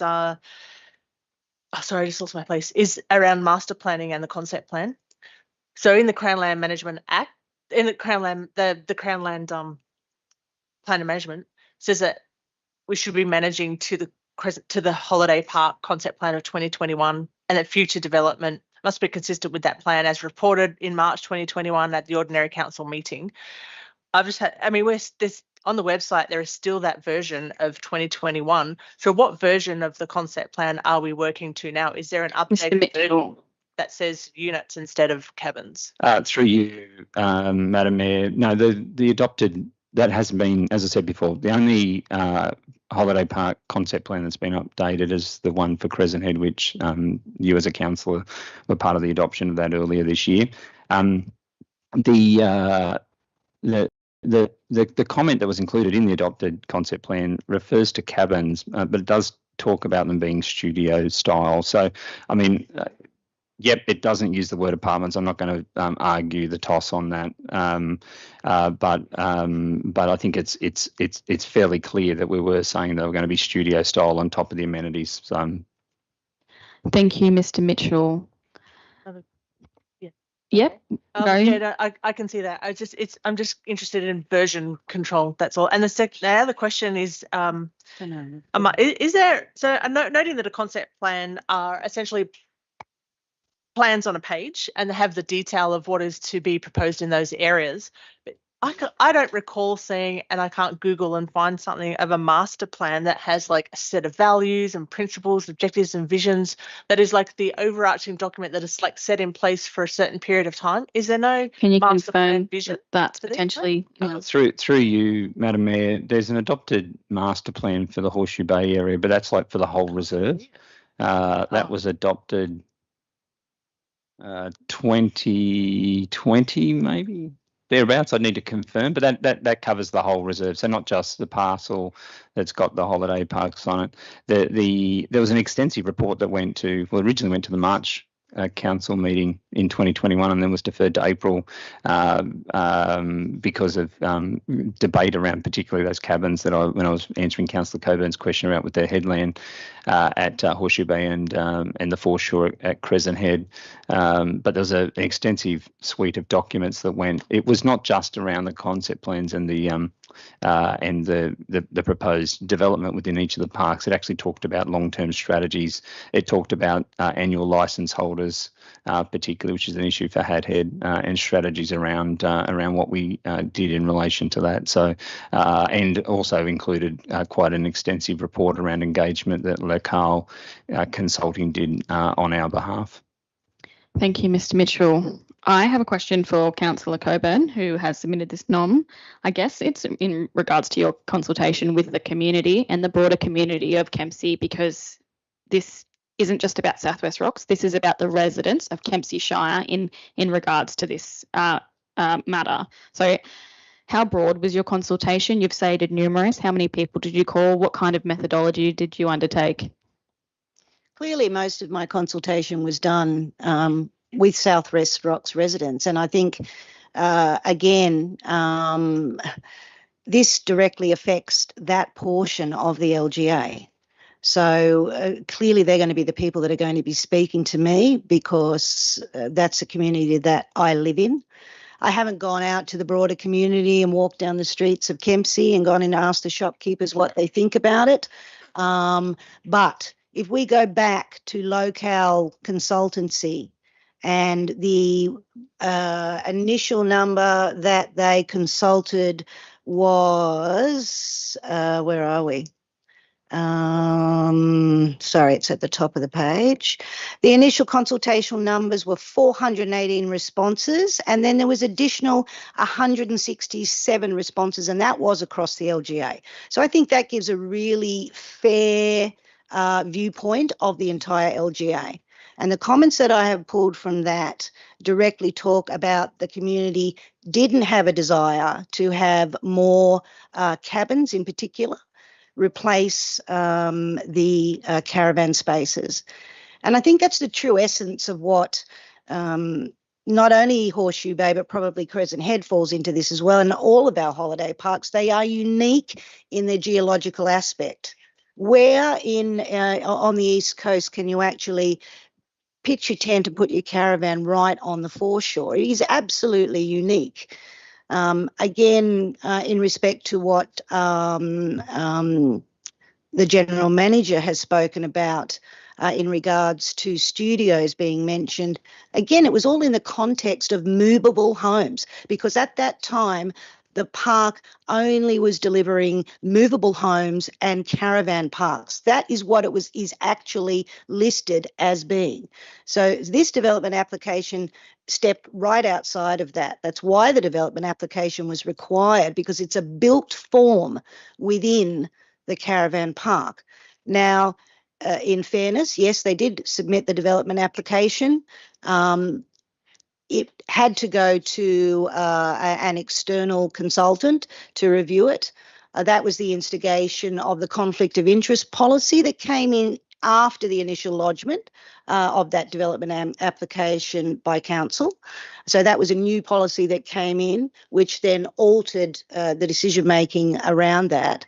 I am not against any sort of development within Southwest Rocks. We have such a plethora of different accommodation types. I did ask you about community consultation. And I've responded to you. There is a very, very succinct and I think much larger consultation that was done back in 2021 and is documented. Councillor Bain. Yeah, I'd just like to speak to consultation as well. I have not gone out and consulted with community, but I've been contacted as part of my role by a significant number of people in the Southwest Rocks community who have got concerns. And these are people that are well informed, they're passionate, and that, you know, they put in a lot of work. So I give weight to their opinion, and I think it's that, yeah, you know, there's a tendency towards, oh well, but what about the silent majority? And it's like, well, if people aren't out there, I haven't had any emails of people saying, hey, well, I heard Mr. Hallier yesterday in the public forum is the only voice I've heard from community that's saying that's supporting this. Although I'm just saying that consultation is I think maybe not quite a fair argument against this proposal. In reference to that, Councillor Bain, different elected members talk to different people, and there are different views at this table today, and that is not read within this notice of motion, and that is the point I was making. Do we have any other questions, Councillor Pakes? Mine's along the financial benefit, and how is the new negotiations for the parks figured in the budget going forward? What's the assumption of increased revenue from the parks, and does that negate the reduced, what is it, 3 point? Mr. Mitchell. Yeah. Through you, Madam Mayor. No, we haven't had those negotiations yet, so you can't budget in an outcome that you're not aware of, Councillor Pakes. So the financial analysis that's been done now is based on what we know. Which is current arrangements. So no reduction. What's that? No reduction. No reduction, because we don't know. We don't know what that's done. What we have done, what I've done a series of, is single point sensitivity analysis, right? So where you actually change one key assumption or one key variable, and have looked at that. That will be, to the extent that you would get a reduction in that, would have a significant benefit, obviously, on the financial viability or the financial benefits of this project going forward. So all that sensitivity analysis has been done, both good and bad, to get an understanding. So the way you approach a financial analysis project like this, you will do a base case model, which is your best assumptions, right? We've taken that, as I've said a few times, and used reasonably conservative forecast on those, so that our base case and the numbers that I've quoted to you today and the numbers that are in the council business report reflect the base case, which reflects largely conservative assumptions. And then we then do sensitivity analysis around that to say if we get better returns in terms of average daily rates, better occupancy, less occupancy, if the capital cost is greater, lesser, if the management agreement was to change, what's the impact have in relation to those? And obviously, to the extent you get a negotiate a better outcome in 2027, which we don't know if we will or we won't, that has an impact that would be positive. Just by that token, along the lines of budget, in terms of managing Crown lands, do all ratepayers equally pay for the management of Crown lands? Or in terms of... I'm sure I answered. So if we're... I don't know how to put this. Does South West Rocks community solely pay for Crown lands out there, or does the whole of Kempsey Shire? No, it's all dealt with on a total Shire basis, sorry. Thank you. Councillor Pakes. Yeah, so just to make that really clear, that if there is an increase in funding due to a negotiation improvement, as in even if you just put CPI to it, so there's no CPI at all in the future. There is CPI. That's why when I answered that before, I said that we had forecast our cash flows, and so we've escalated them going out. Not on the units, on the deal negotiated with NRMA going forward. No, yes, because it's CPI doesn't really apply to that, because it'll just be it'll be the negotiated rate, which is then based off the whole. I think what we've done, sensitivity analysis around that, Councillor Pakes, to give an understanding of what that could be. As I mentioned before, and as Councillor Coburn indicated, there'll be a whole exercise for us to do to look at the business model first and foremost, and that may be a consideration of, are we best managing these parks internally? Obviously, there's a massive consideration around that, because that's bringing in an outsourced arrangement in-house and having the skills and capability to do that. But that's something that we will do our due diligence around, and that'll be something that we will bring back to council. If we decide that that's still best to continue with a similar arrangement to what we've got now, then we'll go through a extensive procurement process, and the outcomes of that will then determine what that looks like going forward. What I would say, and reiterate what I said before, is to the extent that we've got better product, it makes going out to market a much more viable process. Councillor Pakes. We're in. I can make statements. I don't have to ask questions only. So I'm just applying your logic to that.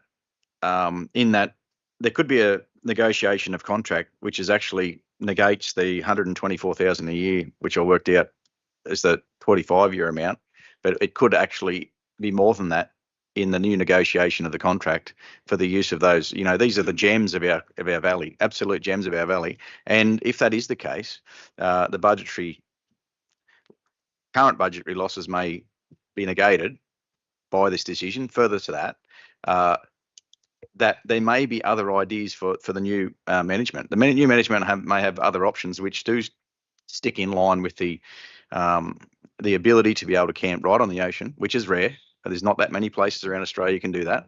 And yeah, maintain the style and integrity of what the area has been for many, many, many, many years. So is that a fair Mr. comment? Mitchell. Yeah, what I would say, yes, fair. What I would say is to the extent that we get better outcomes, you would get even better returns. So it's not just about negating. I think I understand what you're saying is that you go, if we get a better return, if it's that sort of amount, then don't do this and we're no worse off, I think is what I sort of understood from your comments there. What I would say, and particularly given our financial position, is that we've got the opportunity to get even better returns. And so you have this product there. So you get the benefits of this if council were to resolve that way. And then to the extent that the negotiations result in an improved revenue share arrangement, then that just provides further benefits to the Shire that can offset current costs within the general fund, as I've mentioned, or fund these other projects that we currently don't have funding for that are on Crown lands. Just to, I guess, probably also just to pick up on the second part of your comment, which is around the composition of the parks and I guess the tourist sites. You know, again, we're not proposing to have cabins in every single site. So there's been a considered decision around this, which has taken on board expert advice from the holiday park managers around what's the market look like now, and having product that meets the market. And you'll see if you have a look across our 5 parks, they're very different offerings, right? And so where some will have far less cabins, like at Grassy Head, for example, and even Stewart's Point to a slightly lesser extent compared to some of the other sites. And so it's around, we don't want to go with a product. It's about trying to get the right mix that provides a really good tourism product so that it continues to bring people to the region, and to stay in the parks, but also about having the right yield that we get from those as well. And so this has all been undertaken, this work, with best intent to try and achieve those objectives. So from an economic development and tourism perspective, we've got people coming to the Shire and staying and spending money in our coastal villages and inland across the Shire, but we're also trying to maximise the yield so that we can take the pressure financially off the general fund as much as possible. Councillor Pakes. Yeah, I take your comments in regarding to the operators, and they are absolutely regarding yield is probably higher than community sentiment around the locations, and I suppose that's where, as a councillor, I would consider my obligations are balanced, yes, but we probably are more balanced towards community sentiment than the yield in those specific locations, because this is only one of a jigsaw puzzle of many financial levers that occur in the Shire. It's only one of a very large number of levers. Yeah, through you, Madam Mayor. Well, I guess my response to that is, yes, it is only one, but we've got very few revenue opportunities, and we've been very clear around that. We don't have a whole lot of own source revenue opportunities that are going to be of the materiality that is going to help address the financial challenges that we've got. I think you've been entirely clear and transparent around that throughout the whole SRV engagement and since. Ultimately, it's not my decision. All we can do as staff is put forward recommendations to the council that we think in our professional experience and expertise, the right recommendations to be making. That's us in terms of fulfilling our obligations. Ultimately, it's for the councils to decide what they want us to then execute. Thank you, Mr. General Manager. Councillor Coburn. Yeah, I think this will probably be about the end of it for me. I just want to reiterate again around community sentiment. And again, part of the whole question around the sheer scope, scale and being proposed in that specific location, which is bang in the middle of that caravan park, really, it will stick out. It will absolutely stick out. And even though there is a lot of talk around the fact it's only 1.6 or 1.5 metres higher, the sheer size of that roof is going to make a huge impact on how that looks. Now, considerations for council don't just go to their economic and commercial partners in what they have an appetite for. That may be of some part of the decision, but I still strongly and firmly believe that the community engagement part, particularly around this particular caravan park and Crescent Head, really has been strongly opposed by the community. I don't believe, and I don't even know what the context of the full bottom line is for all of the other cabins. No idea. Never been shown to us. Have no idea what the cost of putting those things on the ground actually looks like. No idea. And I know part of the Horseshoe Bay development plan, we will lose probably another 3 caravan park sites from Horseshoe Bay where a footpath is going to be placed. So it's really important, I believe, as councillors, that we make sure that we understand what we're agreeing to when these plans are put to us, that we consider very highly the community consultation, and that we stick with what has been agreed to. Thank you. Thank you. We are in committee of a whole, so debate isn't finished. I mean, we can either have a motion to come out of it and then continue debate outside. And I'm just conscious of the fact that we're... Move for a motion to come out of committee to whole. Yes. Do you have a seconder? Councillor Bain, is there any dissent? There is no dissent. We are now in debate. We have only had questions, so I'll have speakers against this motion. So if you are against this notice of motion, are you a speaker? Councillor Saul. Thank you, Madam Mayor. Madam Mayor, I rise to speak against the proposed notice of motion 1.11. From the October 24 meeting, Horseshoe Bay holiday park units be overturned. Madam Mayor, it's well known that council needs to find areas to increase revenue that contributes to the overall reduction of costs, and to identify areas where such costs can be minimised, even eliminated. The proposed recommendation not to proceed with the construction of the 3 apartments as part of the replacement of the amenities Horseshoe Bay Holiday Park will have a significant financial impact. Detailed modelling undertaken as part of the business case assessment of this project indicates that the proposed project will provide the following financial benefits. Again, it's been said, I'll say it again in this room, make sure people online can be aware of it. These benefits have been calculated over conservatively assumed 45-year asset life. In summary, the construction of the 3 apartments would generate approximately 15.9 million of additional gross revenue after adjusting for one lost tourist site to provide additional car parking, approximately 5.6 million in additional net revenue, positive net cash flows over 3.9 million, a positive project net present value of 5.1 million, and a internal rate of 6.2 million. These positive financial returns will flow into Council's holiday parks reserve and provide additional funding to offset costs occurred in Crown land maintenance are currently paid for from the general fund, as well as to fund future capital projects on council managed Crown land, such as those identified in the adopted master plans.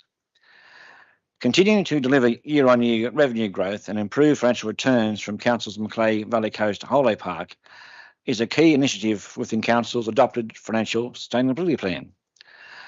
A decision not to proceed with this project is contrary to Council efforts to address its financial sustainability challenges.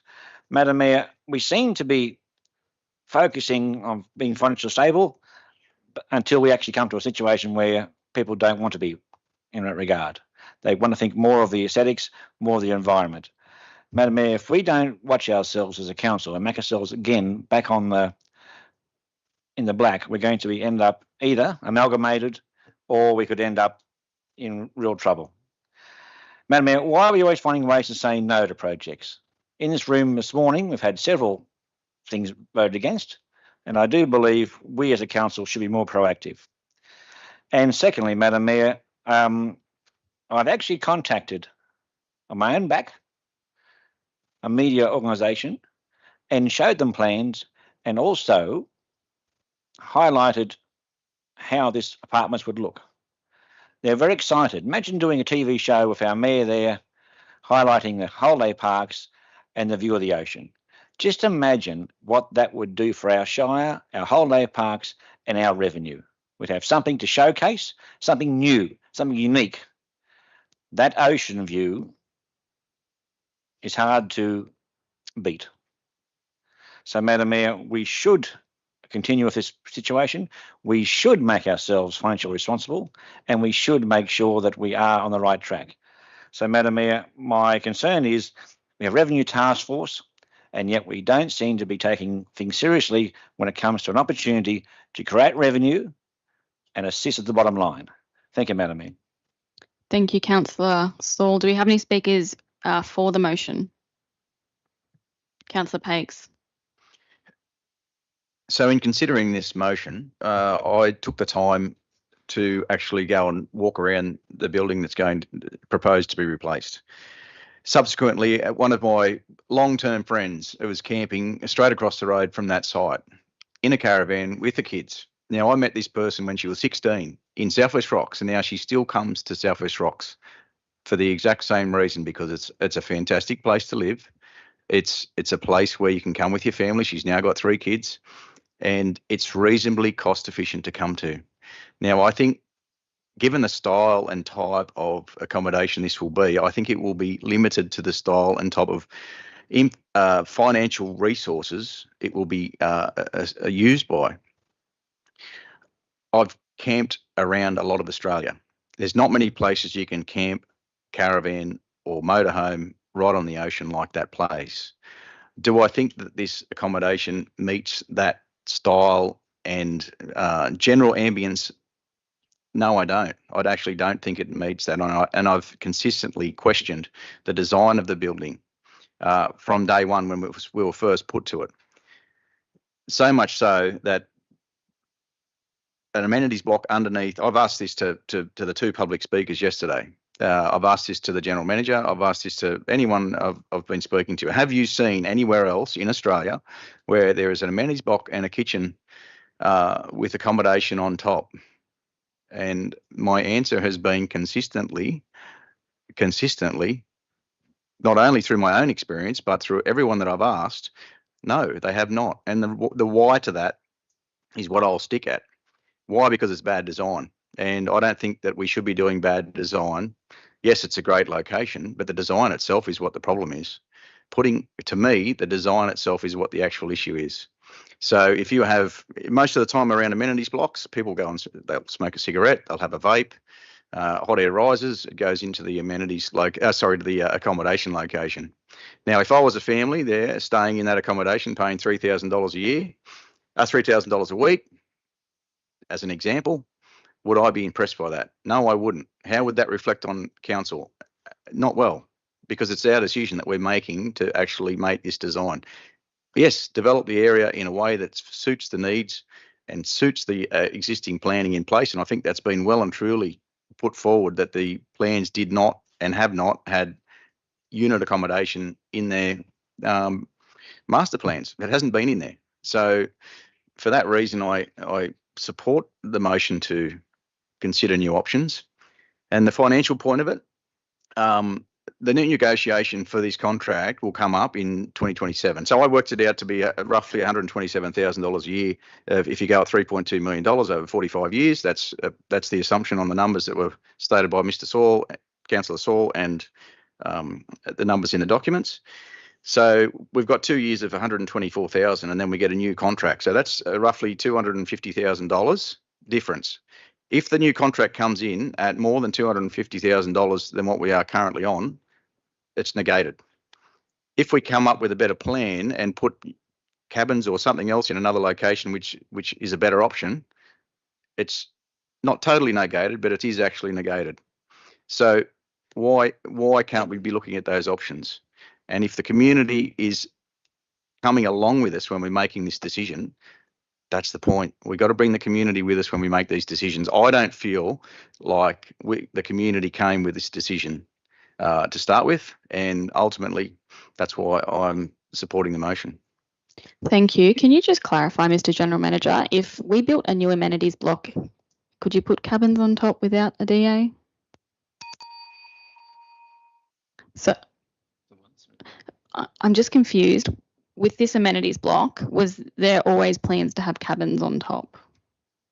Yes, that's correct. So the adopted concept plans from April 2021 had, and I think the description, I can actually read it out because I did go and find that, sorry. It actually talks about replace existing amenities building to include smaller scale amenities, camp, kitchen and cabins up to 4 studio style, in brackets. Building scale and second story to be no larger than existing. So that was in the adopted concept plan. So in essence, the design for amenities with accommodation on top has already been, I guess, that was part of the adopted adopted by council previously. Yeah, correct. Thank you. Question. Yes, Councillor Saul. Thank you, Madam Mayor. Madam Mayor, should council decide to uphold the motion, and a question to the General Manager, please, does that mean then we need to find funding from other sources within our budget to try to continue? Mr. General Manager. Through you, Madam Mayor. No, I guess the practical implications of that will be that there's obviously been costs that have been incurred to date in terms of the DA design, so not an insignificant amount of money that the project has already expended. So that spend, is obviously it's a sunk cost. It's gone, but it would then therefore be lost. In terms of the funding to do the amenities, well, this is going to be funded out of the existing holiday park reserve. So that funding reserve, those funds already exist within the reserve. It just would be a lesser amount because we would only be doing an amenities without apartments on top. Thank you. Do we have any speakers against this notice of motion? Or any more questions? I only had one question, and I guess it was came up last time, and it would be to you, Councillor Coburn. It would be, would anything like the lowering of the roof make you more amenable to this DA to continue? I guess the answer to that is, and this probably would go to the General Manager, around the business case. If you start reducing the size of that, if you go back to what is the original footprint, I doubt it would even be viable for council to proceed with, frankly, but that's a question I think that possibly the General Manager could answer. Mr. General Manager. Through you, Madam Mayor. I mean, the changing the height or the pitch of the roof wouldn't, if that was the only consideration, that's not going to change the size of the proposed apartment. So I guess the financial analysis around that wouldn't be significantly impacted. If you're proposing to change the building, in a more substantive way, in terms of size and scale generally, not just the pitch of the roof, then that's obviously a different project and would require a further design, potentially modification of the DA. Just given, the sunk cost, the place that we're at now, the fact that, there is potential to lower the roof, and, there is a financial consideration here. If we're constantly chopping and changing plans, that does impact on the community. So I'm asking you the question, if we made an amendment to instead lower the pitch of the roof, do you think that would be amenable to you? I think something along those lines would again likely need to go back to community consultation to see if it's palatable to them. I think it's the sheer size and volume of the project in that location. That is the main point for me. I would like to point out that in that 2021 meeting that there was an amendment which was put up requesting that future councils be presented with a business plan, which was subsequently redacted, but was, I guess, intuitively agreed to, that would be something that would be considered. Just clarification, Mr. Mitchell. Yeah, that was never resolved, Councillor Coburn. So that amendment was put to council and lost, and so they didn't resolve that. So if it's put and it's not carried, it's not a motion of council. No, it's just it was redacted. It wasn't put, so it wasn't voted on by council. It wasn't resolved, so it wasn't a resolution of council. So it's just something that was minuted, but not a resolution. So council did not support it. Yeah.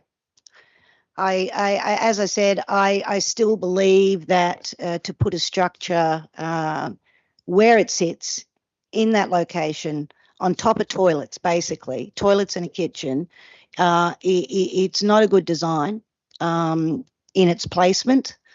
The reason I didn't proceed with splitting the DA into two parts, which had been suggested to me by the previous general manager, was because the current general manager has said to me that financially that wouldn't be viable.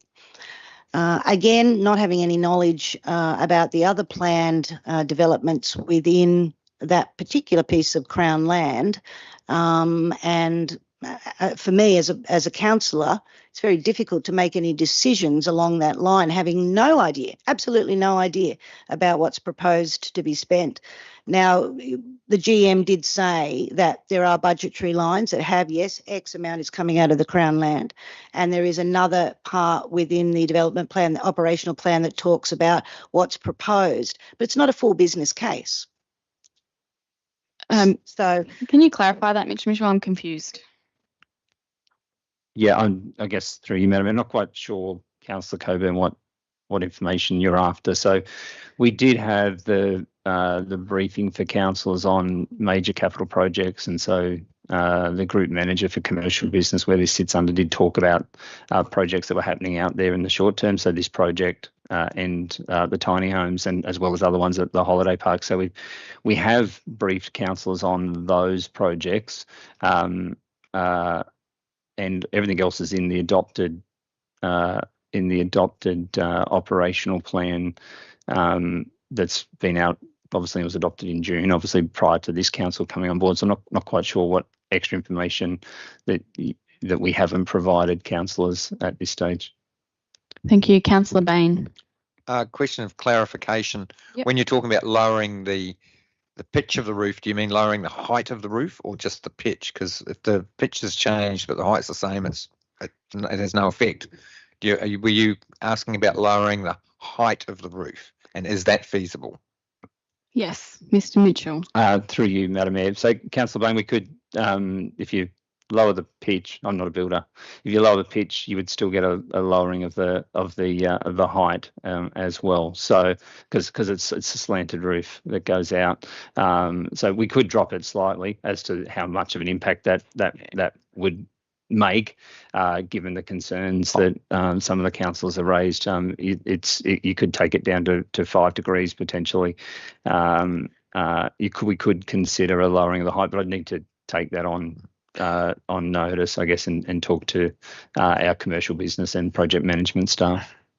I'm not a builder either, but I know that you could change the pitch of a roof without impacting the height. So if we're talking about you can't change the height. So my understanding is that you would have the back height of the roof, and if you lowered the pitch, it would lower the front height, because I'm pretty sure when you look at the building, the thing that's moving up the vista is that's blocking the vista is that point. So the pitch would lower a part of the roof, maybe not all at the same time. Correct. However, what I want to be very clear on is that we're talking about lowering the height.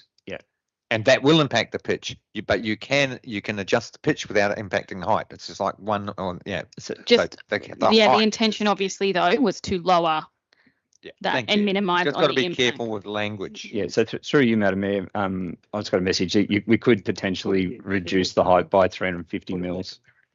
As to whether that's significant or not, that's I guess a decision for the councillors. Right. And I'll remind us all that we are in debate. So, Councillor Pakes, Will you speak? You've already spoken for the motion, so you can't speak again to it. Question? What's your question? That would require a DA modification, any changes like that, and would that come back to council? Mr. Jackson. Yeah. Thank you, Madam Mayor. There are minor modifications through the delegations, so we'd have to assess whether or not this was a serious enough modification to require a formal modification. Given the small nature of, as Mr. Mitchell said, if it's only 200 or 300, 300 to 400 millimetres, could probably be done just through the CC process. Thank you. Do we have any speakers against this motion? Madam Mayor, a question, if I may, please. Yes. So just to clarify, this proposed building is well under the building height of South West Rocks. Mr. Mitchell. Yes, that's correct. And an olive branch has been given this morning that's to lower it even more, perhaps, to appease people. Madam Mayor, has the Chamber of Commerce been addressed, or other business homes? People are actually affected by tourism. Have they had a say?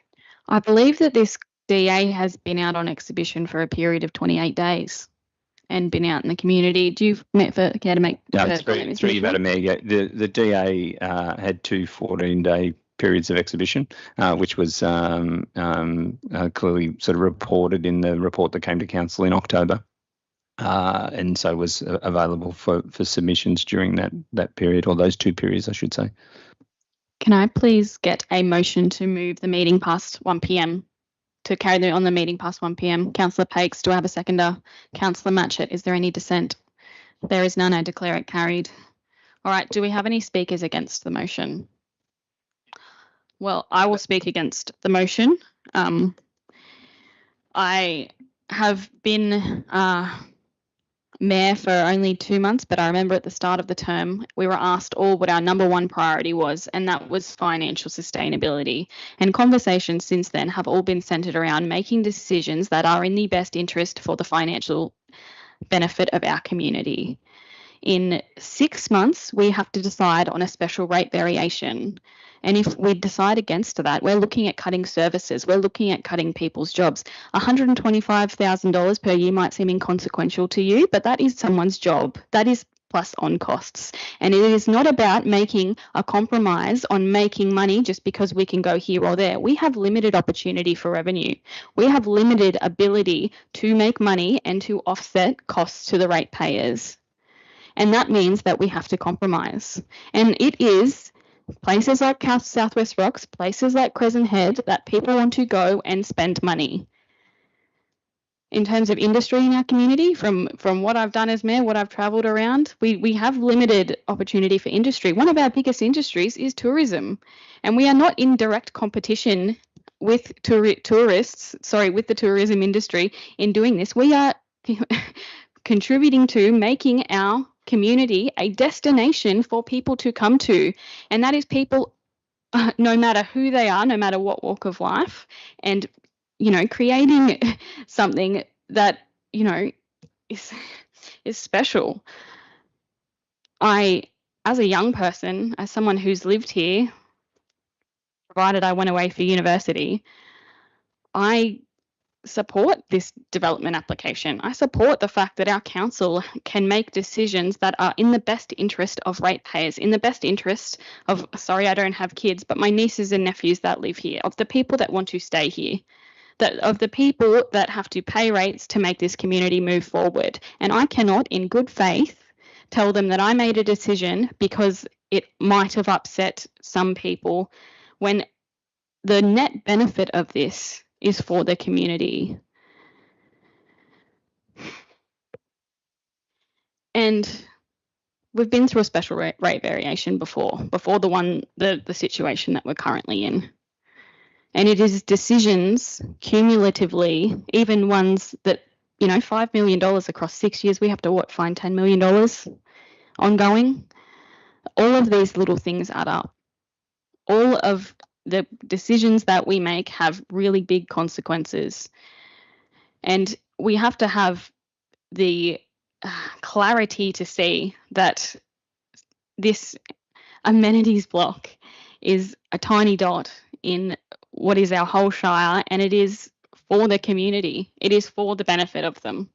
And when we have assets like Southwest Rocks and Crescent Head, we have to make the most of it. And I don't actually think there are many other councils that have the ability to make money off tourist parks like we do.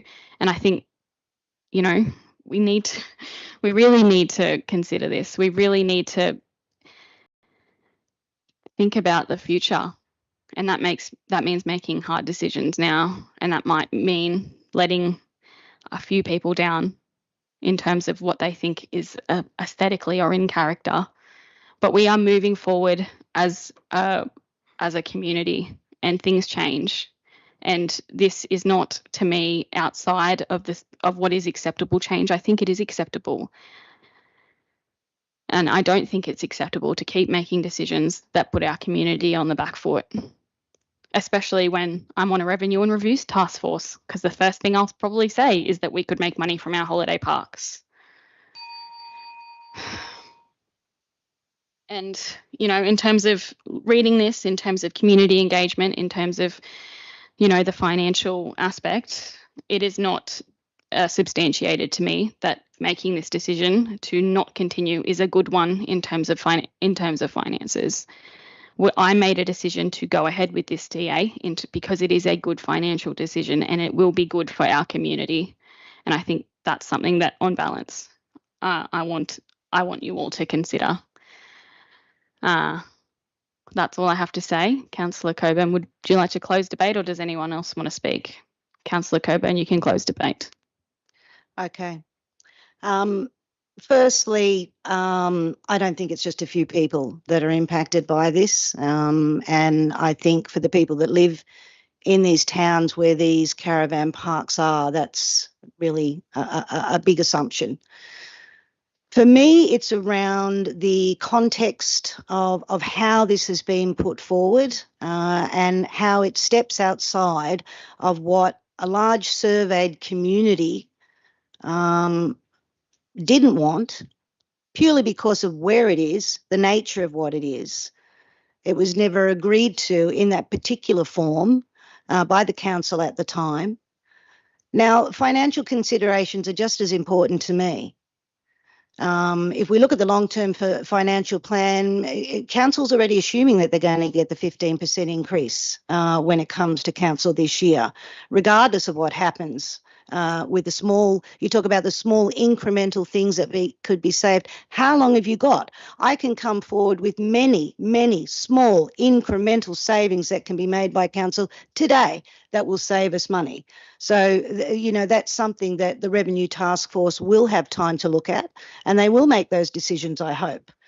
I am here to advocate for the community, and I'm here to make sure that good decisions are made for the community in line with what they want. Southwest Rocks Holiday Park, along with Crescent Head Holiday Park, do bring in substantial amounts of fixed income every year. That caravan park at Horseshoe Bay, I can tell you, is always pretty much full. And that's whether it's winter or summer, because of the nature of what it is. And the nature of what it is a unique, low-key, seaside village environment that people have returned for generations and generations, for the nostalgia and the uniqueness of what it brings. Now, putting modern amenities that really will have an impact potentially on other commercial businesses, because Southwest Rocks offers an enormous amount of alternatives, is not going to make a substantial difference, particularly if we're thinking about negotiating contracts and leases with NRMA or other lessees into the future. It is really a desirable place to stay at. I would rather see council look at what they're spending the Crown land funding on. Yes, the amenities blocks will need replacing. That's a thing. That's already considered in the Crown Land Management Fund. There are other Crown lands that could also benefit and have financial benefits from having money spent on them and investment into those, which could bring returns to council as well. They've just not been investigated. So I'm going to stick to my guns, and I believe that this is just not suitable for where it's being placed. It will diminish. You're talking about probably a wealthy few people that will choose to stay there. It's not offering families any more options. It's 3 small units. There are families, will tend to look at leasing houses where they do have suitable room and privacy to be able to stay. We're not looking at what is best for the entire community. We're looking at a few. I believe council has the ability with the holiday parks moving forward to really make some money, which will have a significant return to the bottom line for council in 2027 when these leases come up again for renewal, where we will be able to really impact the possibility of what we can offer our community in the way of rates. So again, I am going to stick by what I've said. I believe this is in the community. It's what the community wants. It's what I'm agreed to. And I believe it is the right decision. Thank you. All right, I'll now put the motion. Is there any dissent?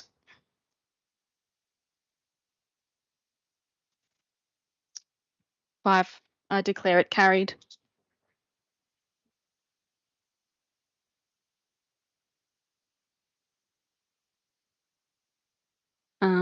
To the community, there was just 2 items in confidential, but we have another matter to consider in relation to 10.1 after confidential. Sorry, that we'll deal with before confidential when we come back from lunch. So if you want to do that, you can come back, which we'll be back at 1:45. I don't know.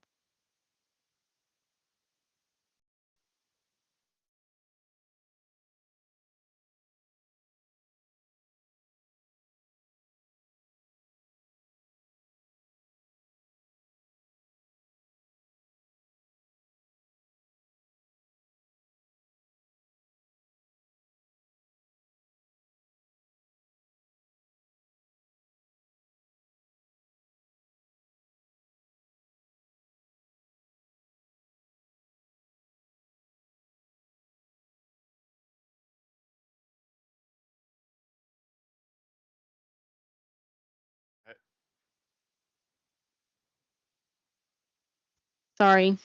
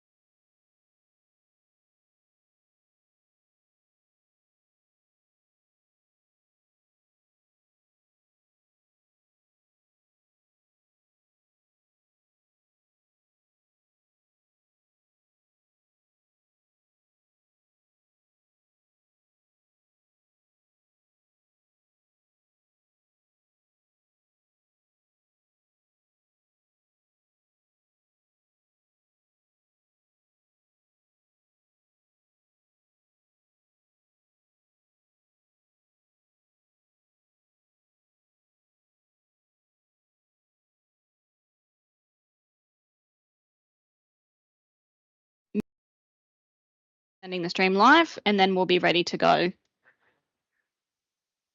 Stream's live.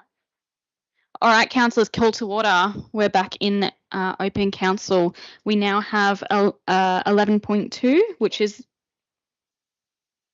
We'll do that one first. Sorry, I've just. We're not going to go to 11.2. We've just got a matter of urgency called to the floor, and that motion is coming around to all of you at the moment, and it is motion to urgently alter or rescind, and that is that council under clause 16.2 of council's code of meeting practice urgently reconsider item 10.1 DA 2400974 community title subdivision creating 29 lots, as by neither approving or refusing the application may provide grounds for action to be commenced for a deemed refusal before council's next scheduled ordinary meeting on the 18th of February.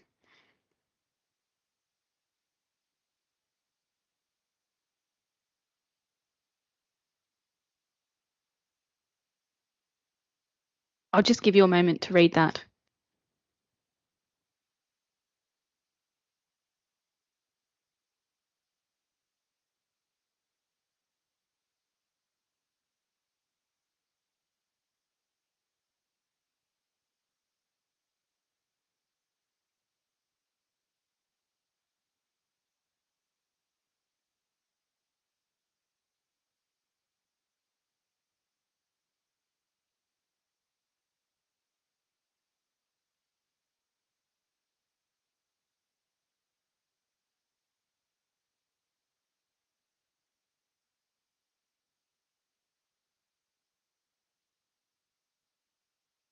It is in front of you, and just in terms of procedure, Councillor Saul has moved it as the signer, and Councillor Matchett has seconded this motion.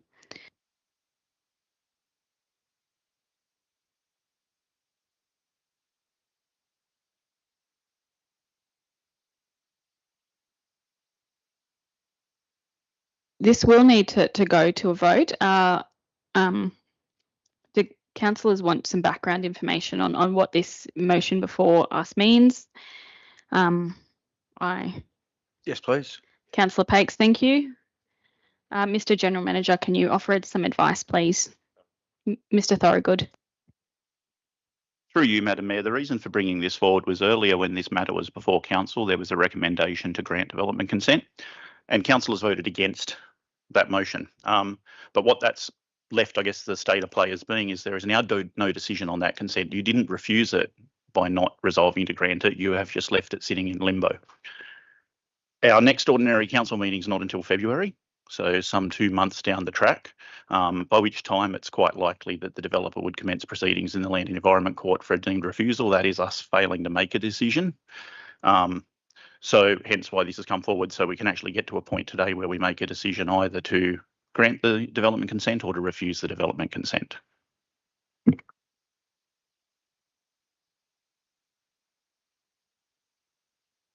What would be the implications of refusal? We can probably move into that after. What's probably, I guess, relevant to this decision at the moment. Yeah, what's relevant to this decision at the moment is, first of all, council needs to pass a resolution to reconsider the business. If council does not pass that resolution, then it will leave us in a position where it's very likely legal action could commence before the next council meeting.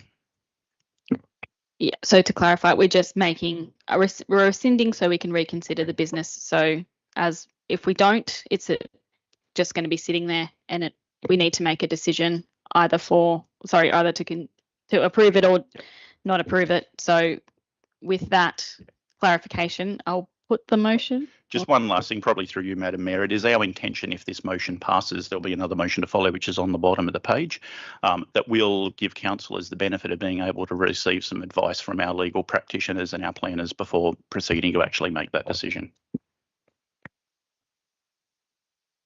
Councillor Wyatt. Just clarify something as well. Yeah. So the rescission motion is to overturn the decision that we made earlier, because on the grounds of the fact that we didn't actually provide an alternative to either proceed or refuse. So suppose, okay, and we need to make a decision to either proceed or refuse. But at the moment, we've made none, and our next meeting won't be until February, which is a substantial amount of time. Yeah, okay, I get it. So it's actually because we need to make a decision one way or another, and we haven't done that yet. Okay. So, but we would have the ability to consider it later. And I'll put the motion. Is there any dissent? There is no dissent. I declare it carried.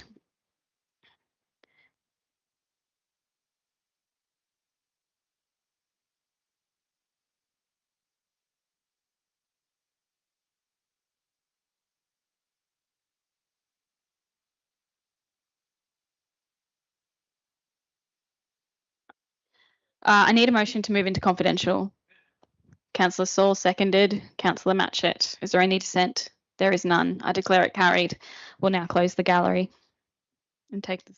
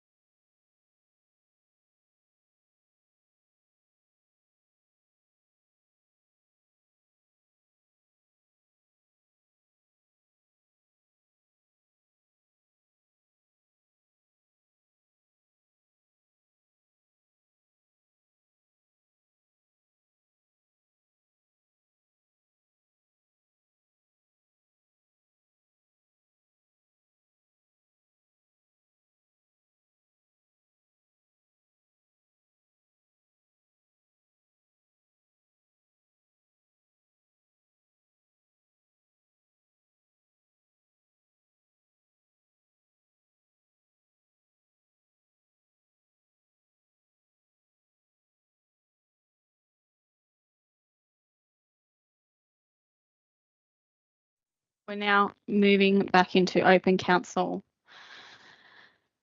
And we have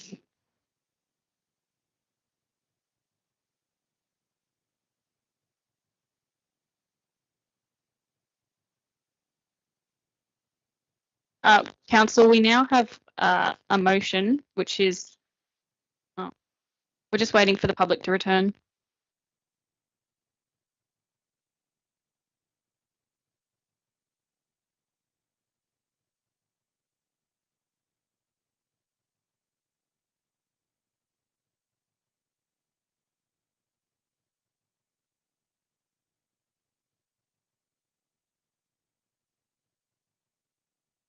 Right, thank you, councillors.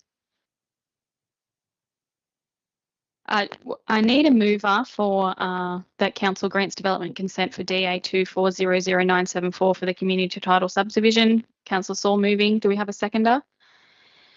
Thank you, Councillor Matchett. Would you like to speak to it, Councillor Saul? No, Madam Mayor, I think we've spoken earlier this morning and now we've clarified our position, so I was happy to have the vote. Councillor Bain. Yes, Muttingbu, Madam Mayor, I'm going to once again reluctantly speak in favour of this with the new information that we've received. It's very apparent to me that if we refuse the DA as it stands, and it was clearly negotiated between council staff and the developer, then the developer may come back with a less favourable subdivision proposal. And in addition, I'm now aware that refusal could possibly trigger an appeal, which would require us to outline the reasons for refusal. Those are planning reasons, stating what legislation that is based on. And we don't have that. So we would also then risk being the awarding of costs against council. So I will reluctantly support the development application. Thank you. Thank you, Councillor Bain. Councillor White, were you going to speak against? I have a procedural motion about, not a procedural motion, I have a procedural question. Yep. About abstaining from voting. I want to ask the question. I was the only one that dissented about moving back out of confidential because I hadn't finished what I wanted to say and I hadn't thought the rest of the clarification. So I would therefore like to abstain from voting. Sorry, because I neither agree nor disagree with the point at the moment because I had not finished getting the clarification. So I'd like to abstain from voting. That's fine. All right. Mr. Thorogood, will you explain that? Yeah, through you, Madam Mayor.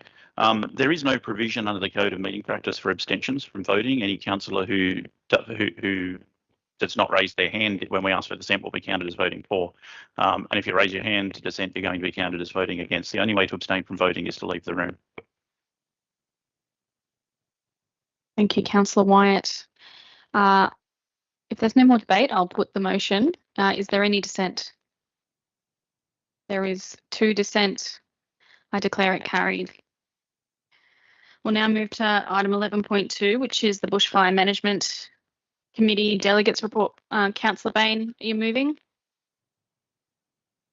Do we have a seconder? Yes, Madam Mayor. Councillor Pakes. Councillor Bain, would you like to speak to it? I'd like to speak very briefly to it. Thank you. And the reason that I withdrew this, that I don't want my reports to be put under the items by exception is I think it's important that community become aware of some of the key issues.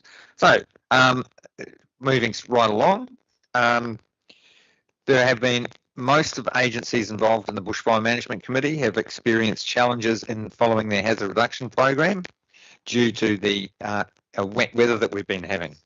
They've been using the opportunities for training and upskilling of staff, and there has been a really one of the changes since 2019 and the Black Summer fires is the increased agency cooperation in both training and operational matters. RFS and the town and the Fire and Rescue Service working together on those the urban boundaries interface. Thank you. the Great Koala National Park was discussed, and that is pending. And the uptake of the newly introduced this year online permit system has an uptake of about 50%, but it actually it streamlines the permit process, so it makes it easier for landowners to do hazard reduction during this time, where there will be windows of opportunity as the weather allows. So I ask my colleagues to support this. Thank you very much. Thank you, Councillor Bain. Does anyone have any questions? Councillor Wyatt. Yes, please. Thanks for expanding that. That was going to be my question. What else is on the agenda? Do you get provided with climate data and season outlook forecasting information? Yeah, correct. And that seasonal outlooks in there, it's likely to be hot and with storms, and that's the next couple of months. Thanks. But do you get more? Councillor Wyatt. Sorry, to get more information on that, yell at me. Do you get more information on that, about like a sheet of information, maps and stuff like that? Councillor Bain. Thank you, Madam Mayor. We get a summary from the executive officer, and that's based on the Bureau of Meteorology climatic outlook. Thank you. Councillor Wyatt. Are you able to share that? Councillor Bain. I gave that as a summary, just that we're looking over the next couple of months of being stormy, high temperatures and storms. So. Thank you, Councillor Bain. Councillor Wyatt. What are some of the non-fire preventative activities being undertaken, such as community education, fact sheets? We had a lot of debate before about community preparedness about flooding. Bushfire is no different. So, what are some of the activities that's been undertaken in the non-fire prevention space? Councillor Bain.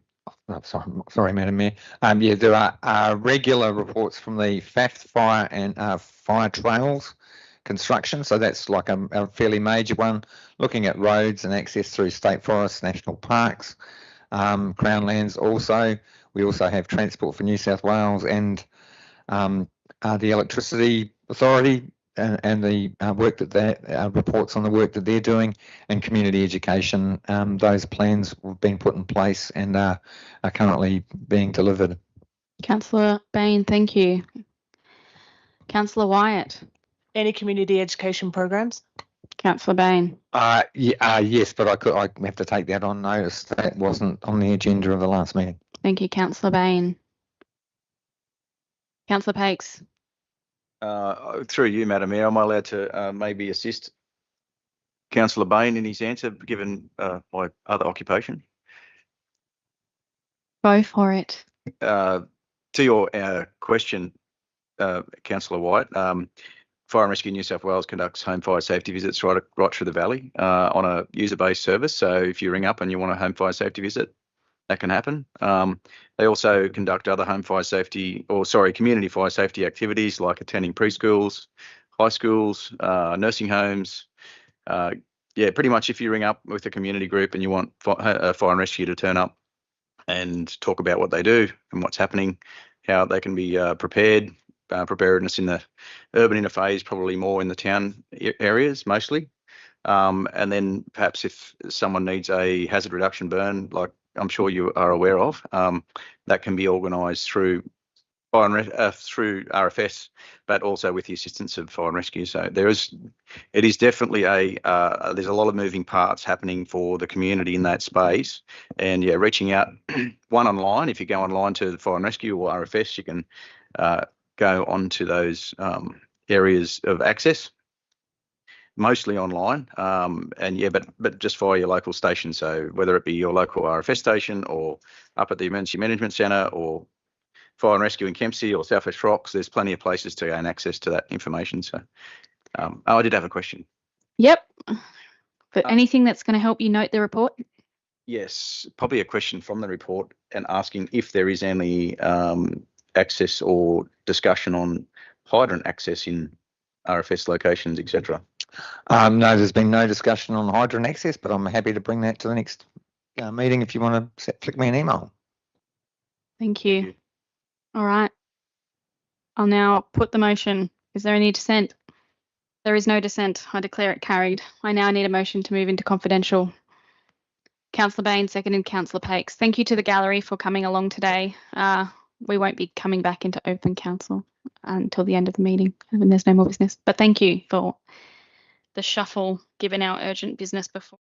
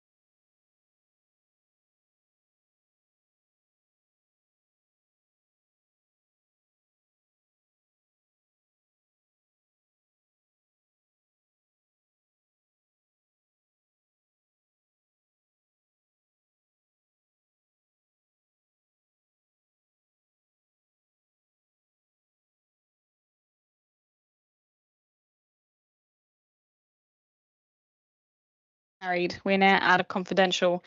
Mr. Thorogood, will you now read the motions? Thank you. In relation to item 12.1 legal matters, council resolved that council receives and notes the report.